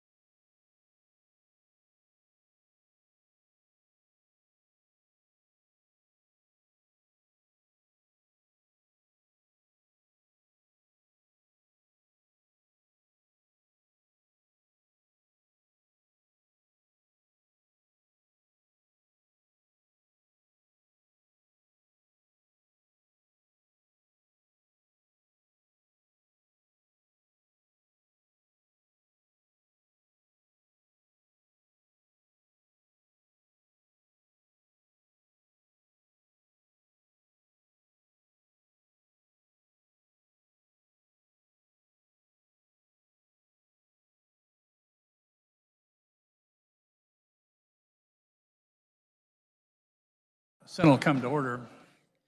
Chair recognizes the Senator from Lynn, Senator Tyson. Thank you, Mr. Vice President. The Tax Conference Committee was scheduled to meet at 2:30. However, the House just started debating the override for SB 4, so we anticipate a later time, and we'll make that announcement when available.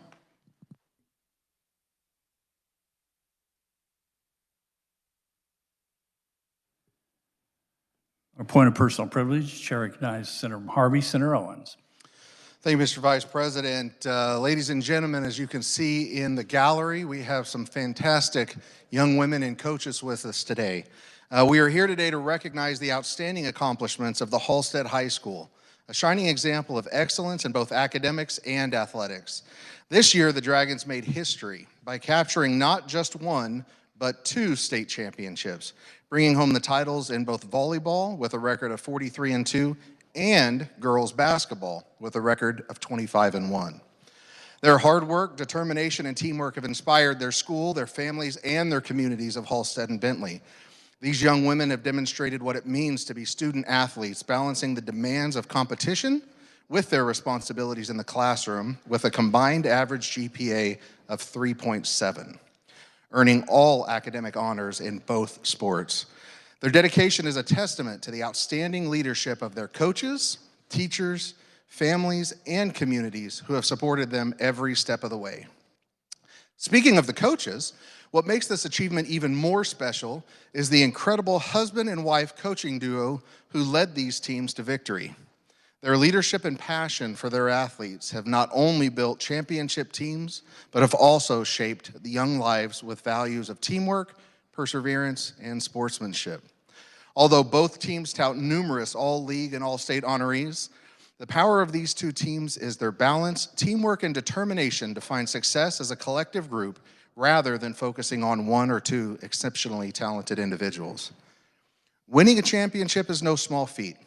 Winning 2 in the same year is extraordinary, as they are one of only 2 public schools in the state of Kansas to accomplish this achievement in these respective sports this year. Today, we recognize and celebrate their achievements, both in the classroom and on the court. Please join me in congratulating the athletes, coaches, and managers of the Halstead High School champion volleyball and basketball teams.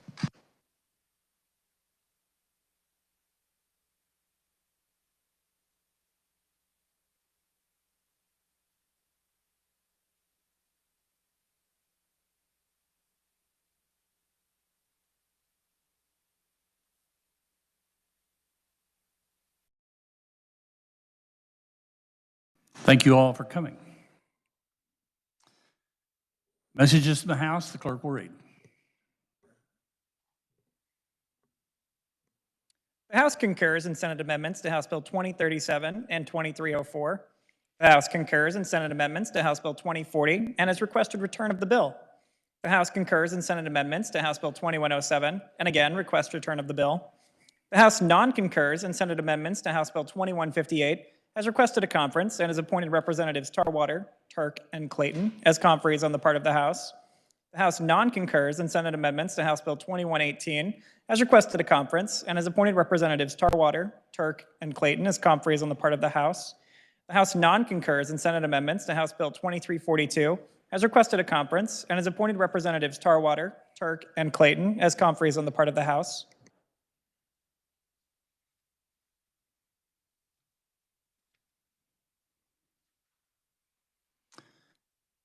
Introduction of original motions and Senate resolutions. The clerk will read.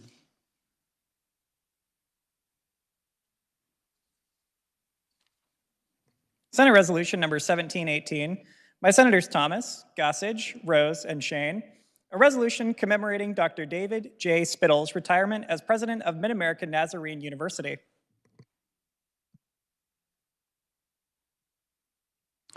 Chair recognizes Senator from Johnson, Senator Thomas. Thank you, Mr. Chairman. I would ask the reader to read the resolution, please.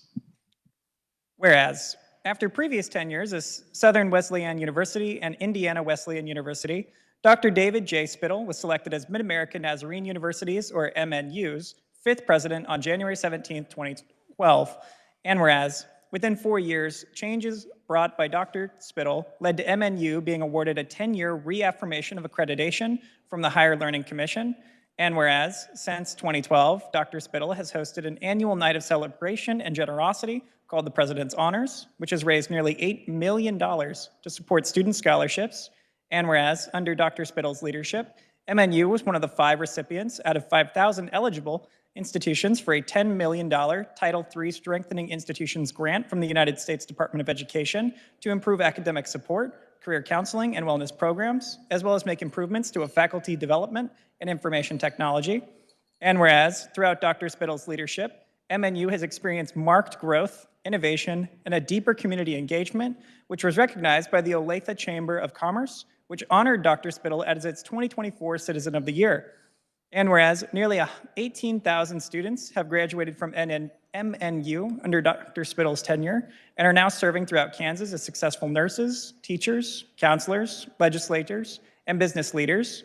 Now, therefore, be it resolved by the Senate of the state of Kansas that we commemorate Dr. David J. Spittle on his retirement for his dedication and service as the president of Mid-American Nazarene University in Olathe, Kansas, and we thank him for his enduring impact on the lives of thousands of Kansans. And be it further resolved that the Secretary of the Senate shall send 2 enrolled copies of this resolution to Senator Thomas.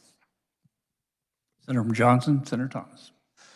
Thank you, Mr. Vice President. So, colleagues, at a tough point in MNU's history, Dr. Spittle agreed to come out of retirement and make the move from South Carolina to Kansas. My only assumption is he got tired of the beach and no longer wished to be near it. Don't see how that's possible, but anyway. Under his 14-year tenure, MNU has seen tremendous improvement and growth. At about every school and hospital in Johnson County, you will find a passionate and talented MNU grad who learned their trade under Dr. Spittle's leadership. And frankly, I had the chance to spend some time with Dr. Spittle and tour a good part of the campus of MNU. It's a great school, great campus, and you can just see the students come to him and just appreciate him, and he loves to spend time with the students, and I enjoyed my tenure there, and I truly appreciate his hospitality and the way he conducts business. He couldn't be here today. He actually doesn't know that we're doing this resolution. It's going to be a little surprise. So if you could not message him just yet and tell him thank you, that would be great. But we are all better for his service to Kansas and his service to MNU. And so with that, if now is the appropriate time, Mr. Chair, I would move an emergency be declared, the rules suspended, and Senate Resolution 1718 be adopted by a voice vote. You've heard the motion. All in favor say aye. Opposed, nay. The ayes have it. The motion is adopted.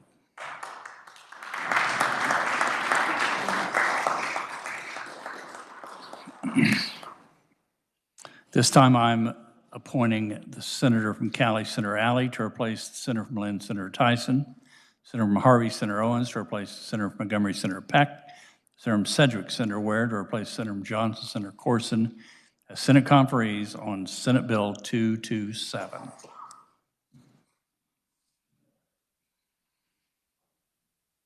Under the Order of Business Conference Committee reports, Chair recognizes Senator from Sedgwick, Senator Peterson on House Bill 2263.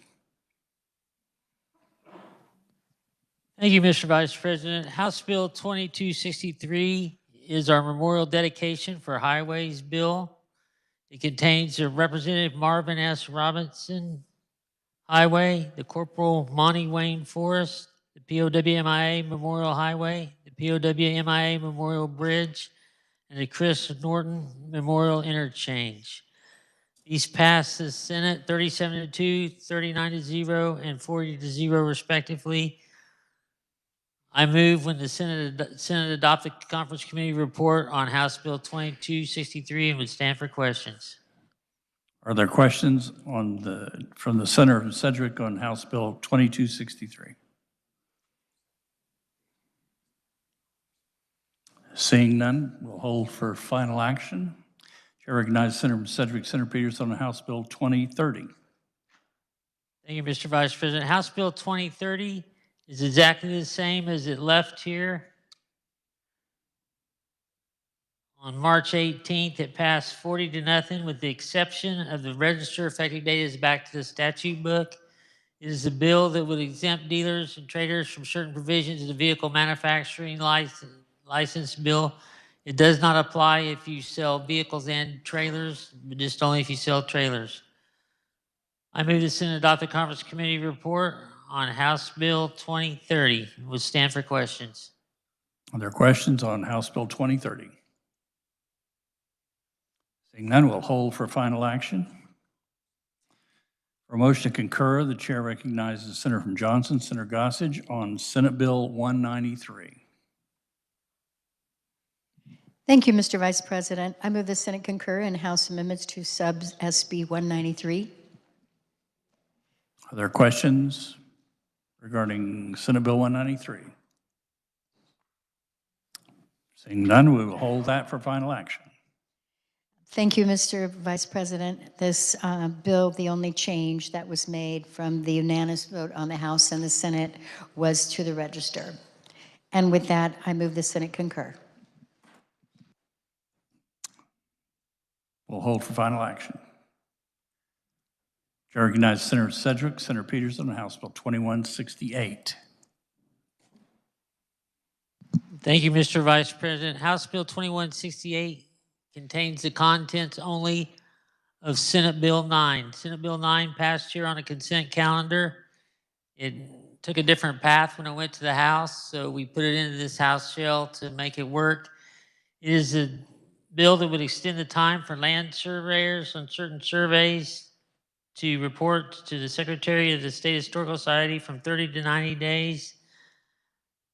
It also changes the time report for monuments, and the bill allows the County Commission to designate a county office in which the public land survey reference report goes to if there is no county surveyor or county engineer. Mr. Vice President, I move the Senate adopt the Conference Committee report on House Bill 2168 would stand for questions. Are there questions on the House Bill, the Conference Committee report, House Bill 2168? Seeing none, we'll hold that for final action. Chair recognizes Senator Sedgwick, Senator Peterson on House Bill 2201. House Bill 2201 is a major license plate bill. It includes the cleanup for the state to make them comply with what they're actually doing right now. It's shipping out one personalized plate instead of two. Removes requirements that the decal have the county on it. They can print it on, don't have to have it on a decal. Authorizes direct shipping of the license plates to them. It includes the following personalized license plates: the Future Farmers of America, the Blackout, the Route 66 Association plate, and it also updates the military, retired and active duty eligibility to match our driver's license eligibility, having an honorable discharge and general provisions in discharge. It also removes the requirement for the veterans to have to apply 60 days in advance of registration. With that, I move the Senate adopt the Conference Committee report on House Bill 2201. Would stand for questions. Are there questions regarding House Bill 2201? Seeing none, we'll hold that for final action. We are now ready for final action. On this roll call, we will take the following: the Conference Committee reports on House Bill 2263, House Bill 2030, House Bill 2168, and House Bill 2201, and the motion to concur on substitute for Senate Bill 193. The clerk will read the titles. Substitute for Senate Bill number 193, an act concerning the State Board of Pharmacy. House Bill number 2030, an act concerning motor vehicles. House Bill number 2168, an act concerning motor vehicles. House Bill number 2201, an act concerning motor vehicles. And House Bill number 2263, an act concerning roads and highways. Clerk will call the roll. Alley. Argabright. Billinger. Blazey.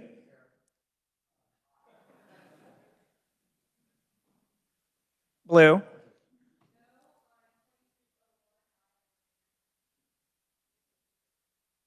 Bowers.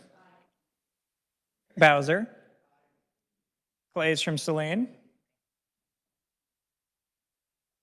Clays from Sedgwick. Clifford, Corson, Dietrich, Erickson, Fag, Fascudo, Francisco, Gossage, Haley, Holscher, Klemp, Cluse, Masterson, Murphy, Owens, Peck, Peterson, Petty,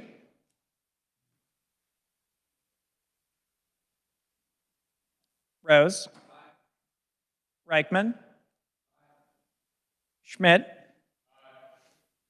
Schallenberger, Shane, Starnes, Sykes, Thomas, Thompson, Titus, Tyson, Ware, Warren. We have one conference committee. Members are coming back. We'll hold it for just a second.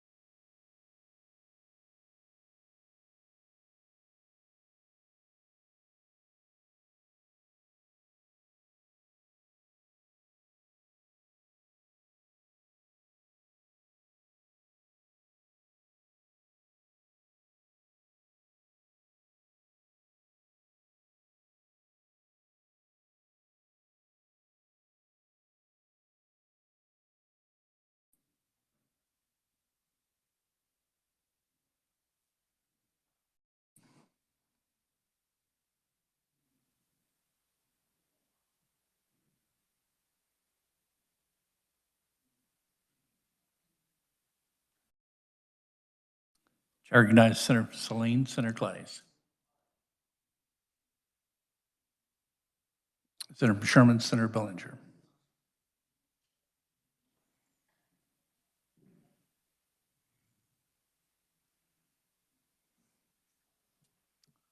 Senator from Wyandotte, Senator Petty. Aye. Has every member had an opportunity to vote? Does any member wish to explain their vote? Does any member wish to change their vote? Clerk will close the roll, tally the vote.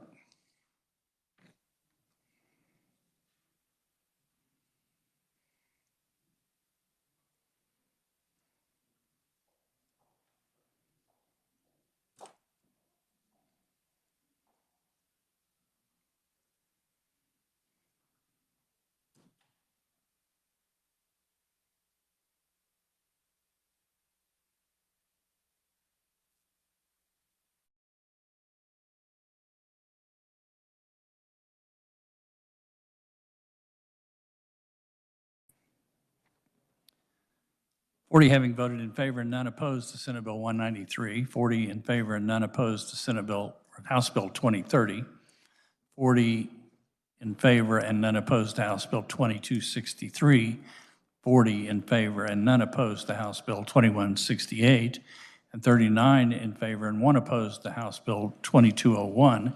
These measures, having received the required constitutional majority, are hereby declared passed.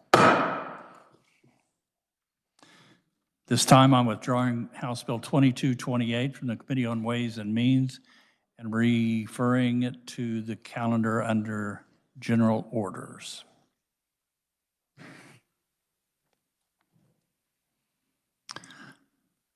For a motion to accede, the chair recognizes Senator from Montgomery, Senator Peck, on House Bill 2158.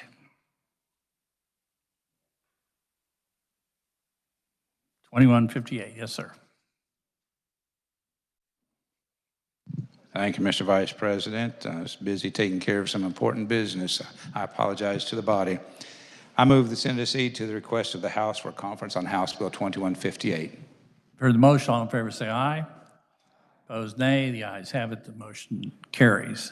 Chair appoints as conferees on the part of the Senate, Senator from Montgomery, Senator Peck, the Senator from Cali, Senator Alley, and the Senator from Sedgwick, Senator Ware.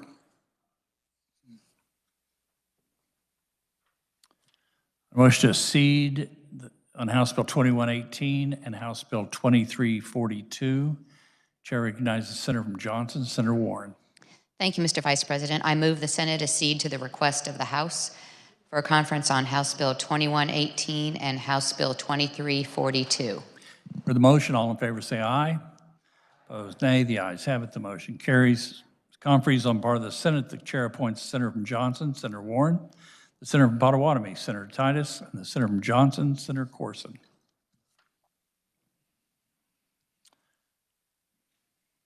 Are there announcements?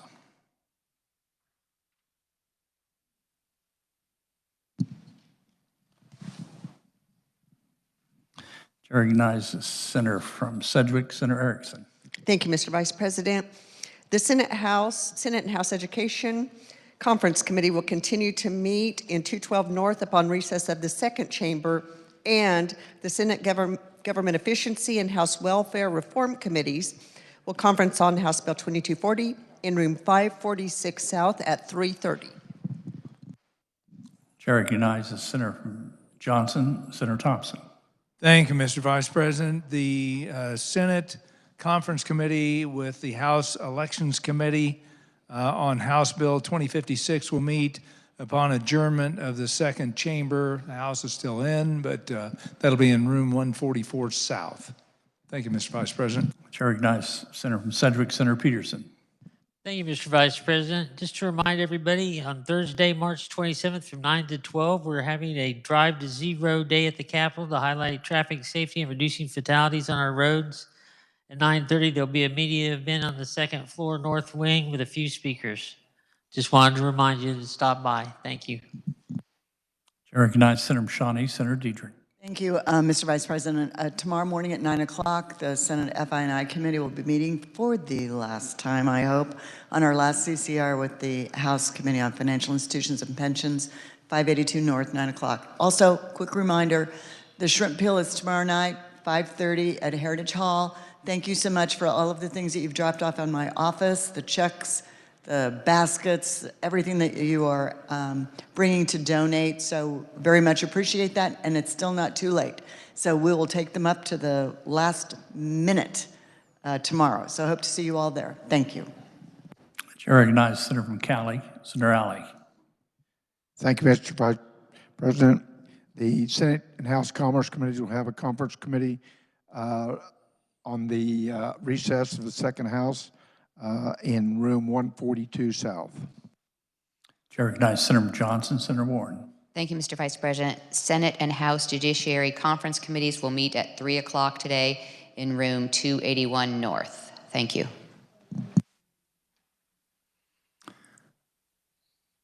Chair recognizes Senator from Lynn, Senator Tyson. Thank you, Mr. Vice President. Will the microphone be left open for announcements? Oh, I suppose it could. Okay, very much appreciated. Thank you. The Senate will caucus at 3:30 p.m. in room 548 South. I move the Senate recess to 4 p.m.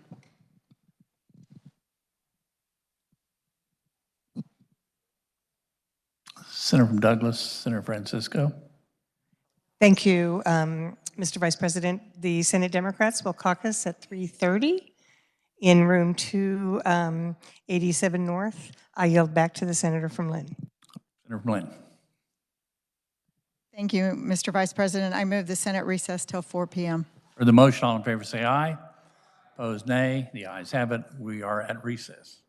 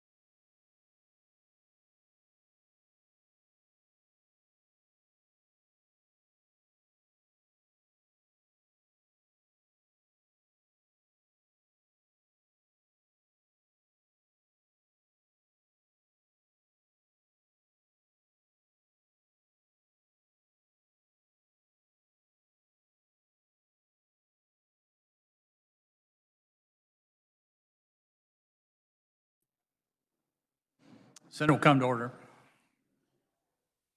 Messages from the House. The clerk will read. The House announces appointment of Representative Poskin as a conferee on Senate substitute for House Bill 2382 to replace Representative Wynn. The House adopts the Conference Committee report to agree to disagree on Senate substitute for House Bill 2240 and has appointed Representatives Avercamp, Riley, and Owsley as second conferees on the part of the House. The House adopts the Conference Committee report to agree to disagree on Senate Bill 269 and has appointed Representatives Smith, A. Turner, and Sawyer as second conferees on the part of the House. The House adopts the Conference Committee report to agree to disagree on Senate substitute for HCR 5011 and has appointed Representatives Smith, A. Turner, and Sawyer as second conferees on the part of the House. The House adopts the Conference Committee report to agree to disagree on Senate substitute for House Bill 2125 and has appointed Representatives Smith, A. Turner, and Smith A. as second conferees on the part of the House. Announcing the House herewith transmits certificate of action by the House of Representatives on Senate Bill 4, an act concerning elections relating to advanced voting ballots, requiring the return of such ballots by 7 p.m. on the day of the election, and amending KSA 25-1132 and repealing the existing section. The veto message from the governor having been received, a motion was made that notwithstanding the governor's objection to Senate Bill 4, that the bill be passed. By a vote of 84 yeas and 41 nays, the motion having received the required 2/3 constitutional majority of the members elected or appointed to the House of Representatives voting in the affirmative, the bill passed.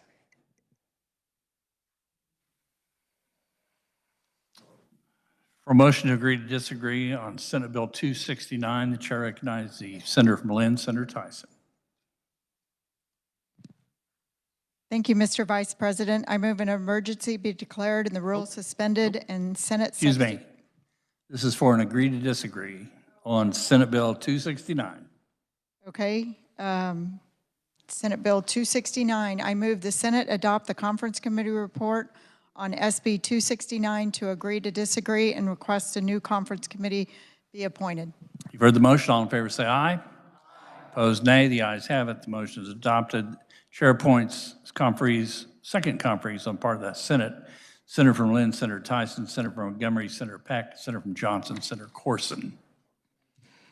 And now, Chair recognizes Senator from Lynn, Senator Tyson. Thank you, Mr. Vice President.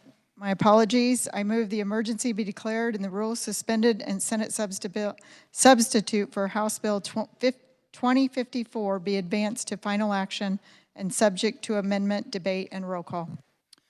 For the motion, all in favor say aye. Opposed, nay. The ayes have it. The motion is adopted. To carry Senate substitute for House Bill 2054, the chair recognizes Senator from Johnson, Senator Thompson. Thank you, Mr. Vice President. I move we adopt the committee report. For the motion, all in move to adopt the committee report. Yes. I don't know if we have to have a motion to. Oh, this is a bill. Yes, this is a bill. It's not a conference committee report. For the motion, all in favor say aye. Opposed, nay. The ayes have it. Thank you, Mr. Vice. Continue. Thank you, Mr. Vice President. House Bill 2054, actually Senate sub for House Bill 2054, is a campaign finance bill. Basically, contribution limits to political parties and candidates haven't been raised in 35 years, since 1990. We all know how the cost of even yard signs have virtually tripled in that time. Inflation has ravaged our spending dollars. And there are very few states who have limits, well, all but a few have limits much higher than we have here in Kansas. We have court rulings, at least 3 Supreme Court rulings that suggest our campaign limits are so low that they may be unconstitutional on free speech grounds.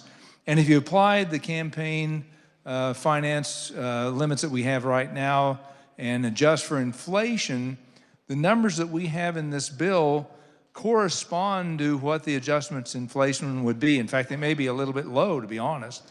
For example, on a Senate campaign, raising it to $2,000 per cycle, inflation adjustment would be closer to $2,400 per cycle. So basically what we're doing is trying to catch up to inflation on this and raise the limits to political parties also allows those parties to compete with PACs and dark money, 501c4s, which can collect money unlimited in an unlimited fashion. So this helps quite a bit. Parties, by the way, are accountable to people via the party structure and precinct committee people.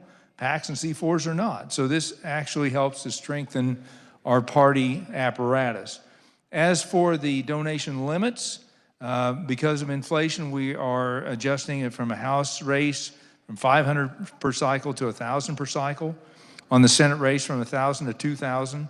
Statewide race 2,000 to 4, so essentially doubling all of these. The only difference is on a local race where the population is less than 50,000, we're going from 500 to 1,000. But in counties or local races, rather, when there are more than 50,000 in population, we are taking it from a 500 per cycle to 2,000 per cycle. Reason for that, particularly in the more populous counties, for example, in Johnson County, some of these county commission seats, there's 100,000 people in a county commission district.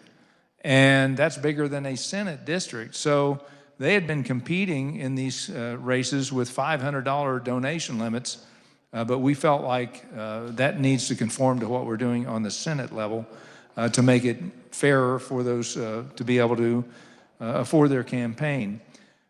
With regard to the donation limits from party committees to candidates, we are preserving current law. Currently, all candidates, party committees can give unlimited amounts to candidates in the general and in uncontested primaries. That is current law. The only difference, well, and there's no difference really, the current law in the contested primary remains the same as well, except that those limits are adjusted for inflation, so that if you have a contested primary, the limits I just spoke about would apply. So in a Senate race, for example, the current law is a $1,000 limit in a contested primary from what a party can give to a candidate. It would just raise it to $2,000, but it wouldn't change anything else in current law. With the party committees, this is PACs, donation limits from PACs, individuals, and candidates to party committees. Again, we're adjusting for inflation for state party committees to $50,000, congressional district party committees from $5,000 to $50,000, the legislative chamber like the Kansas Republican or Democrats senatorial committee from $5,000 to $50,000. And in committee yesterday, we lowered the county party committee to $20,000 because there were some concerns over the amount that we were increasing there. Other changes in the bill allows for candidates to receive primary and general election contributions at the same time, as long as there's an accounting so the general election funds are not spent until the general. You can use generally accepted accounting practices to segregate those two accounts to make sure that they are spent properly. And under current law, candidates with campaign accounts who are not running for office are subject to donation limits as if they were. 2054 removes that limit if the candidate is not running. And there was one mention in the conference committee report regarding a cash donation. In the conference committee report, let me find it here. It made an error, well, it made a statement that made it sound like we were removing limitations, but we're not. It says the bill would eliminate the limit on contributions made to any candidate in the form of money or U.S. currency. Says current law limits these contributions for $100 for each primary or general. We are, in our campaign ethics, or our ethics bill, we raised that from $50 to $100. And there were some questions in our caucus about that, and I heard also in the other caucus about that. We will, I guarantee, make that very, very clear if this goes to conference committee. But that in the ethics bill, that was raised to $100, so you could give, say somebody's at a little party committee meeting and they pass around the hat and they give $20, $50. You don't have to identify those donors until you reach $100 or more. And again, we may have to adjust that language just a little bit to clarify, to make sure everybody understands that. And I believe that covers the bill, and I would certainly stand for questions. Are there questions on House Bill 2054? Chair recognizes Senator from Douglas, Senator Francisco. Thank you, Mr. Vice President. The senator from Johnson spoke about the limits, the cash limits, and I believe that language has been stricken from the bill. Can he remind me if that language in the ethics bill dealt with contributions or dealt with disclosure of those contributions? Senator from Johnson, Senator Thompson. I believe it raised the contribution from 50, or the disclosure amount from $50 to $100 in the ethics bill. So any money, any cash donation you receive previously under current law or previous law, assuming the ethics bill goes into effect, current law is $50. Anything over $50 you have to report and disclose. If the ethics bill goes through, it would raise it to $100. But that is, the $50 is current law. Assuming the ethics bill passes, that would change it to $100 with regard to the disclosure. But again, if this goes to conference, and hopefully it will, then we can make it very, very clear. If we have to be redundant, we certainly will. Senator from Douglas, Senator Francisco. Thank you. I appreciate that. I believe that limits on contributions and identification of disclosure are different things. So I'm not sure that at this point the stipulations that we passed in regards to ethics would be effective in addressing this. Thank you. Further questions on House Bill 2054? Senator from Johnson, Senator Corson. Thank you, Mr. Chair. I rise in support of this measure and appreciate the good senator bringing this forward. I think that one of the things that we're trying to do with this bill is really increase our transparency. And what I think that this bill and what I think the intent is, and I actually think in practice as well, will be to bring more money into candidates and parties and less money in what we would call dark money or political action committees. So I appreciate it from that perspective because I think it'll make our parties and our candidates more accountable and allow folks who want to directly support these candidates to do so in a way that where they don't feel like they necessarily need to donate, if they don't want to a political action committee. So I appreciate it for that reason. I also appreciate it because the good senator and I, in the summer of 2023, we were on an interim committee that looked at campaign finance. And what we did see, as the chair alluded to, is that Kansas is, our donation limits are low, both with respect to our neighboring states, but also with respect to similarly sized states around the country, and really haven't been updated for a number of years. So I think these adjustments to our limits bring us closer in line with what we're seeing in similarly sized states, and I think will really improve transparency in the campaign process. So I stand in support and appreciate that this measure is being brought forward, Mr. Chair. Thank you. There are other questions? Seeing none, you've made a motion. Do you have anything further to say? No, I appreciate the senator from Johnson, the comments there, and those are the intents of this bill, to increase transparency, adjust for inflation, and make just common sense changes to the current campaign finance law. So I believe we don't have to make any further motion. We'll hold for final action. For a motion to concur, the chair recognizes Senator from Lynn, Senator Tyson on Senate Bill 18. Thank you, Mr. Vice President. The Senate Bill 18 is the 100 Nation License Bill. It passed this chamber 39-1. The House changed it in committee, then changed it back on the floor to the original version to what passed the Senate. With that, I would stand for questions, and I move that the Senate concur on House amendments to Senate Bill 18. Are there questions on Senate Bill 18? Seeing none, we'll hold for final action.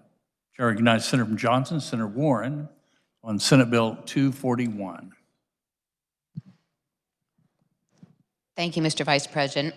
So Senate Bill 241, we have seen this before. It did pass this chamber 40-0. The House made some few small changes to define employee and to also clarify the purpose of the covenant that the bill talks about. So if you'll remember, this is a bill in the tradition of Kansas being pro-business, and it talks about non-solicitation agreements, not non-compete covenants, but non-solicitation, so that provides in statute some clarity if this bill becomes law, clarity for our courts in interpreting what's a non-solicitation covenant that the court should enforce and what isn't. So it says that if you're an employee and you have a non-solicitation agreement and you leave your employment, that agreement will be enforceable so long as it's limited to no more than 2 years, and it's limited to those material contact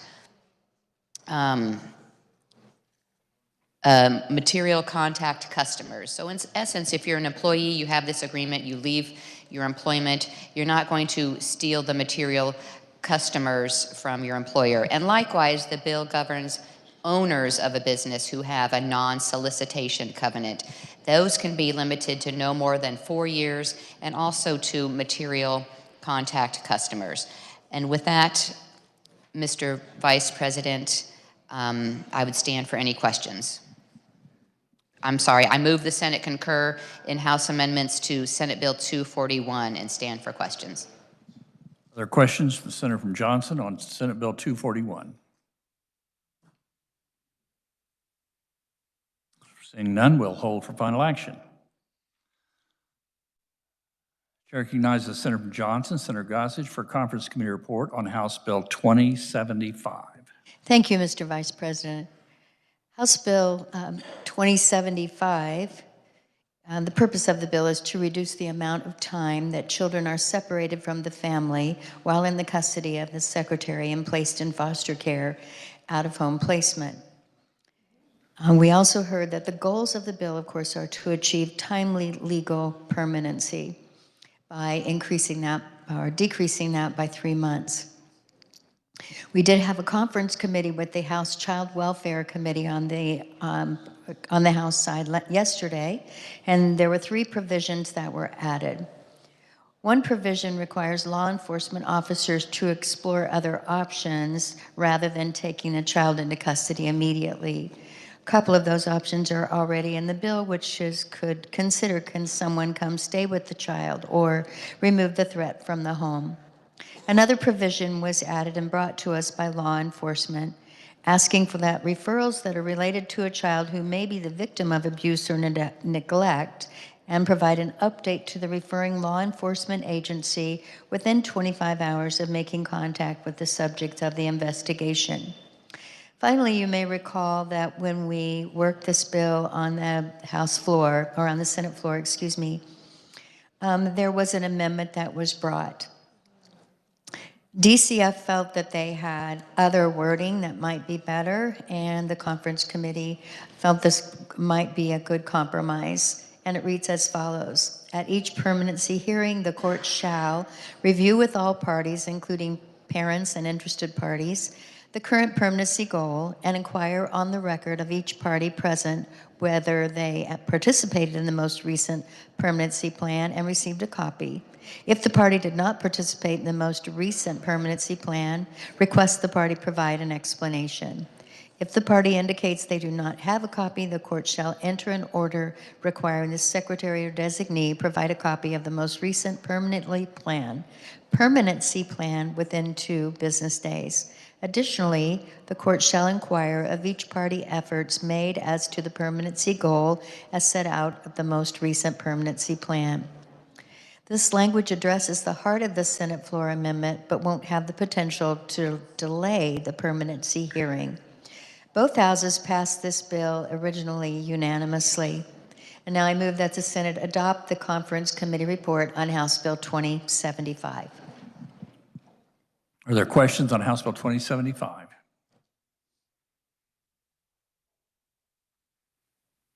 Seeing none, we will hold it for final action. We're now ready for final action. On this roll call, we'll take the following. Senate substitute for House Bill 2054, the motion to concur on Senate Bill 18 and Senate Bill 241, and the Conference Committee report on House Bill 2075. The clerk will read the titles. Senate substitute for House Bill number 2054, an act concerning elections. Senate Bill number 18, an act concerning motor vehicles. Senate Bill number 241, an act concerning restraint of trade.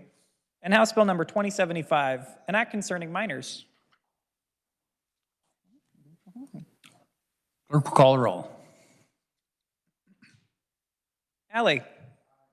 Argabright. Billinger. Blasey. Blue.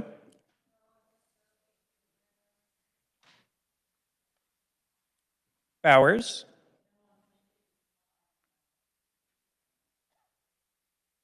Bowser.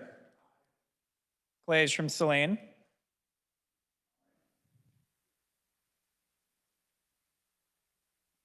Clays from Sedgwick. Clifford. Corson.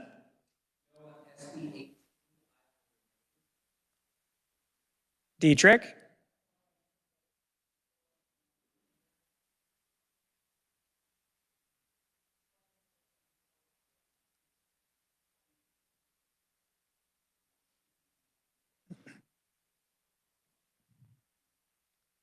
Erickson.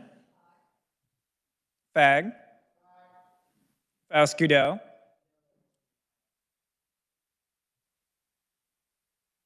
Francisco.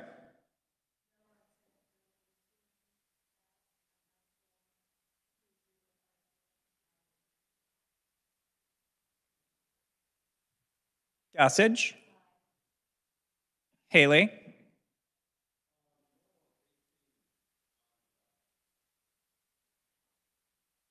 Holscher.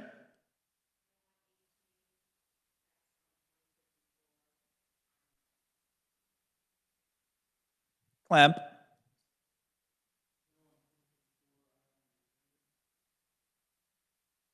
Cluse. Masterson. Murphy.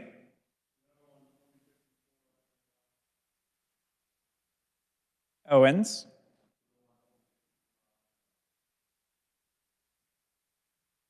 Peck.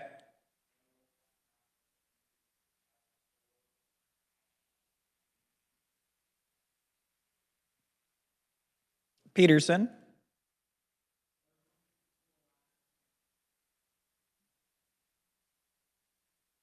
Petty.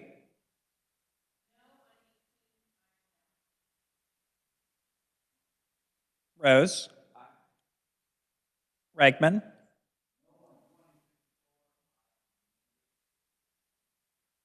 Schmidt.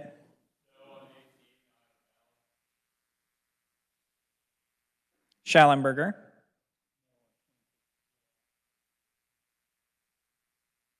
Shane.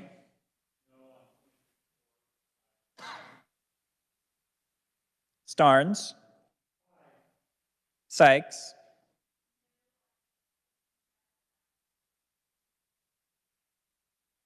Thomas. Thompson. Titus.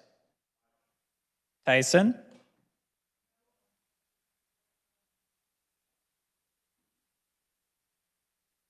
Ware. Warren.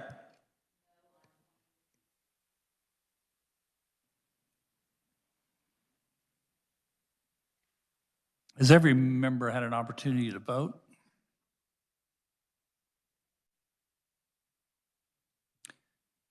Chair recognizes Senator Calley, Senator Alley. Thank you, Mr. Vice President. I'd like to change my vote on 2054, aye to no.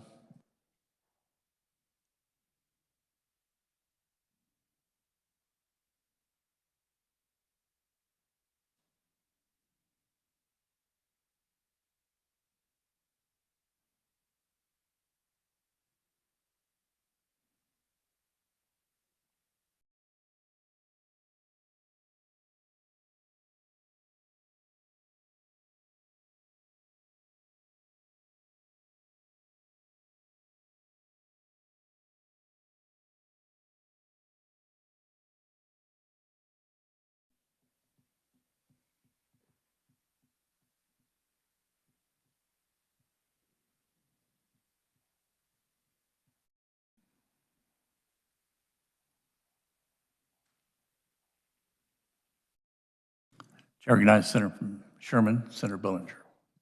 Thank you, Mr. Vice President. I think I vote aye.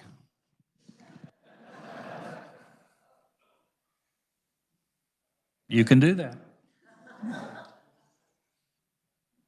Is there further change of vote?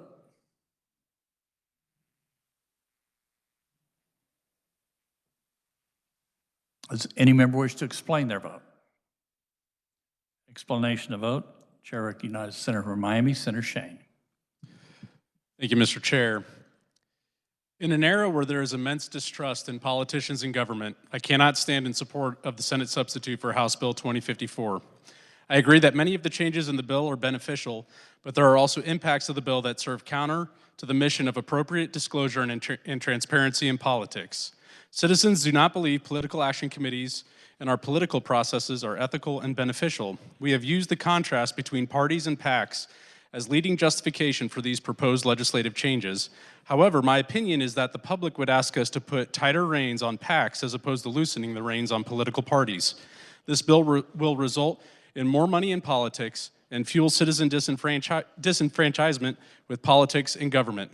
Many citizens believe the political parties do not represent them or their interests. We must ask ourselves if this is the most appropriate legislative remedy to help make the process work better for the people of Kansas. Today, I must vote my conscience on Senate substitute for House Bill 2054 and vote no.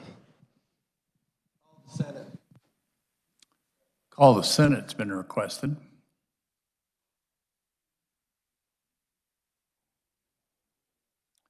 Seeing 5 hands,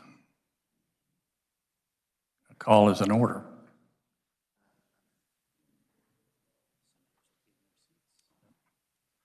Senators will be in their seats. Sergeant at Arms will close the doors.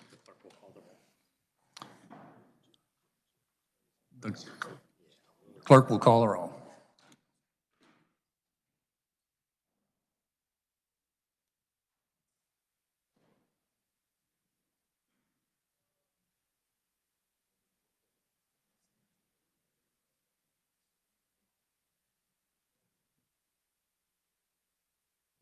Lazy. Clays from Sedgwick. Francisco. Chair recognizes Senator from Douglas, Senator Francisco. Thank you, Mr. Vice President. Can I have a preliminary count on 2054? 23 yes, 13 no. I vote no. Holscher.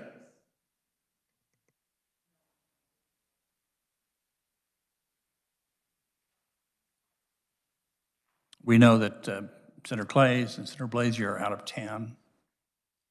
So everyone has voted. The call will be raised.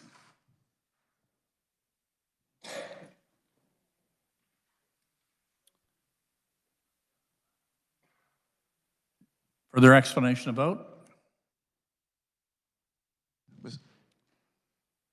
Explanation of vote. Chair recognizes Senator from Wyandotte, Senator Haley.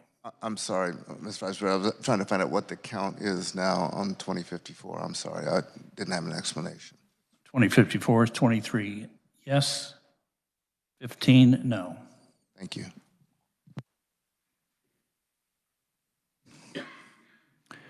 Chair recognizes Senator from Sedgwick, Senator Erickson. Thank you, Mr. Vice President. I changed my aye to no on 2054.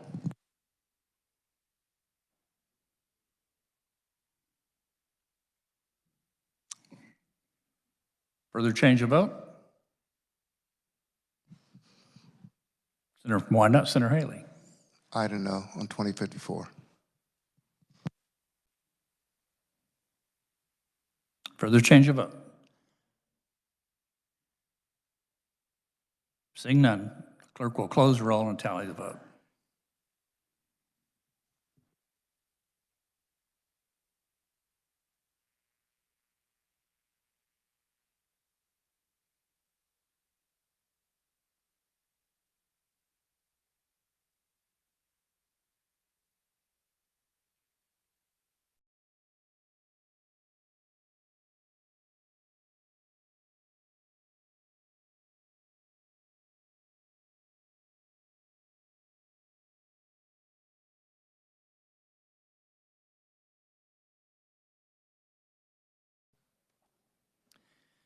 "28 having voted and 10 opposed to Senate Bill 18, 38 having voted in favor and none opposed to Senate Bill 241, 21 having voted in favor and 17 opposed to House Bill 2054, and 38 in favor and none opposed to House Bill 2075. These measures, having received the required constitutional majority, are hereby declared passed."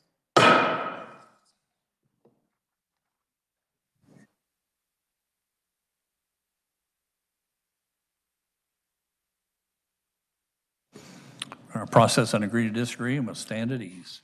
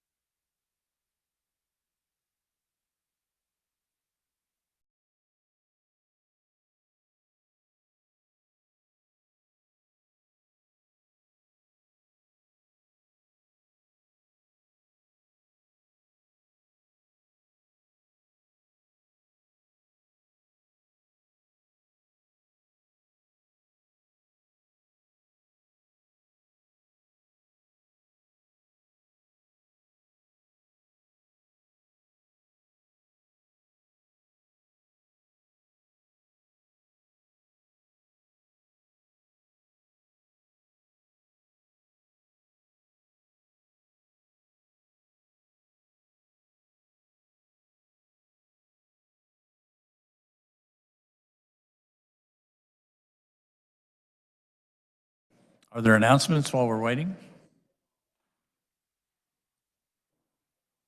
Chair recognizes Senator McCalley. Senator Alley. Thank you, Mr. Vice President. The House and Senate Commerce and Labor Economic Development will meet tomorrow at 8:30 p.m., 8:30 a.m., excuse me, at 159 South. Chair recognizes Senator from Lynn, Senator Tyson. Thank you, Mr. Vice President. The Tax Conference Committee will be meeting at 5 p.m. in room 218, conferencing on all bills available.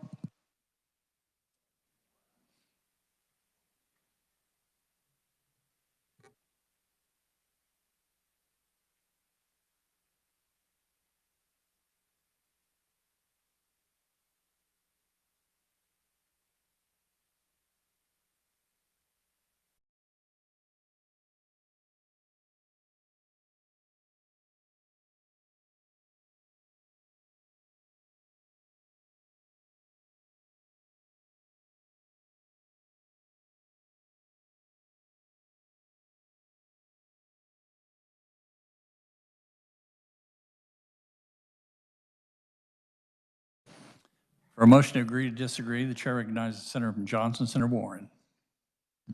Thank you, Mr. Vice President. I move the Senate adopt the Conference Committee report on House Bill 2062 to agree to disagree and request a new Conference Committee be appointed.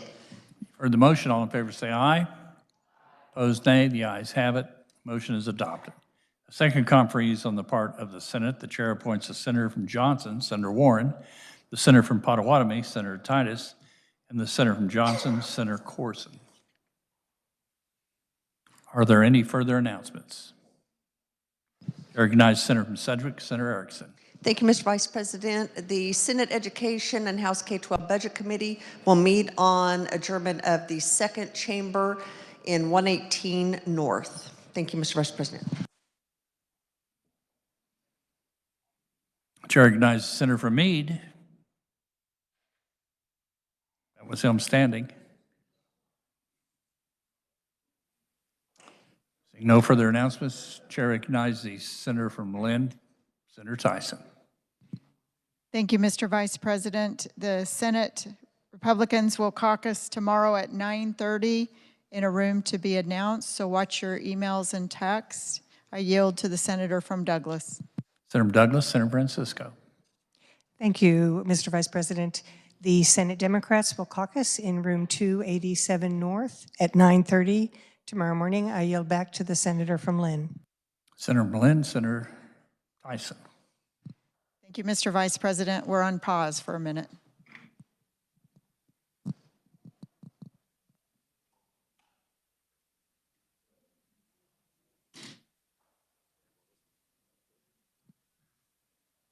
Thank you, Senator. Mr. Vice President, I move the Senate adjourn until 10 a.m. on Wednesday, March 26th, 2025. You've heard the motion. All those in favor say aye. Opposed, nay. The ayes have it. The Senate is adjourned.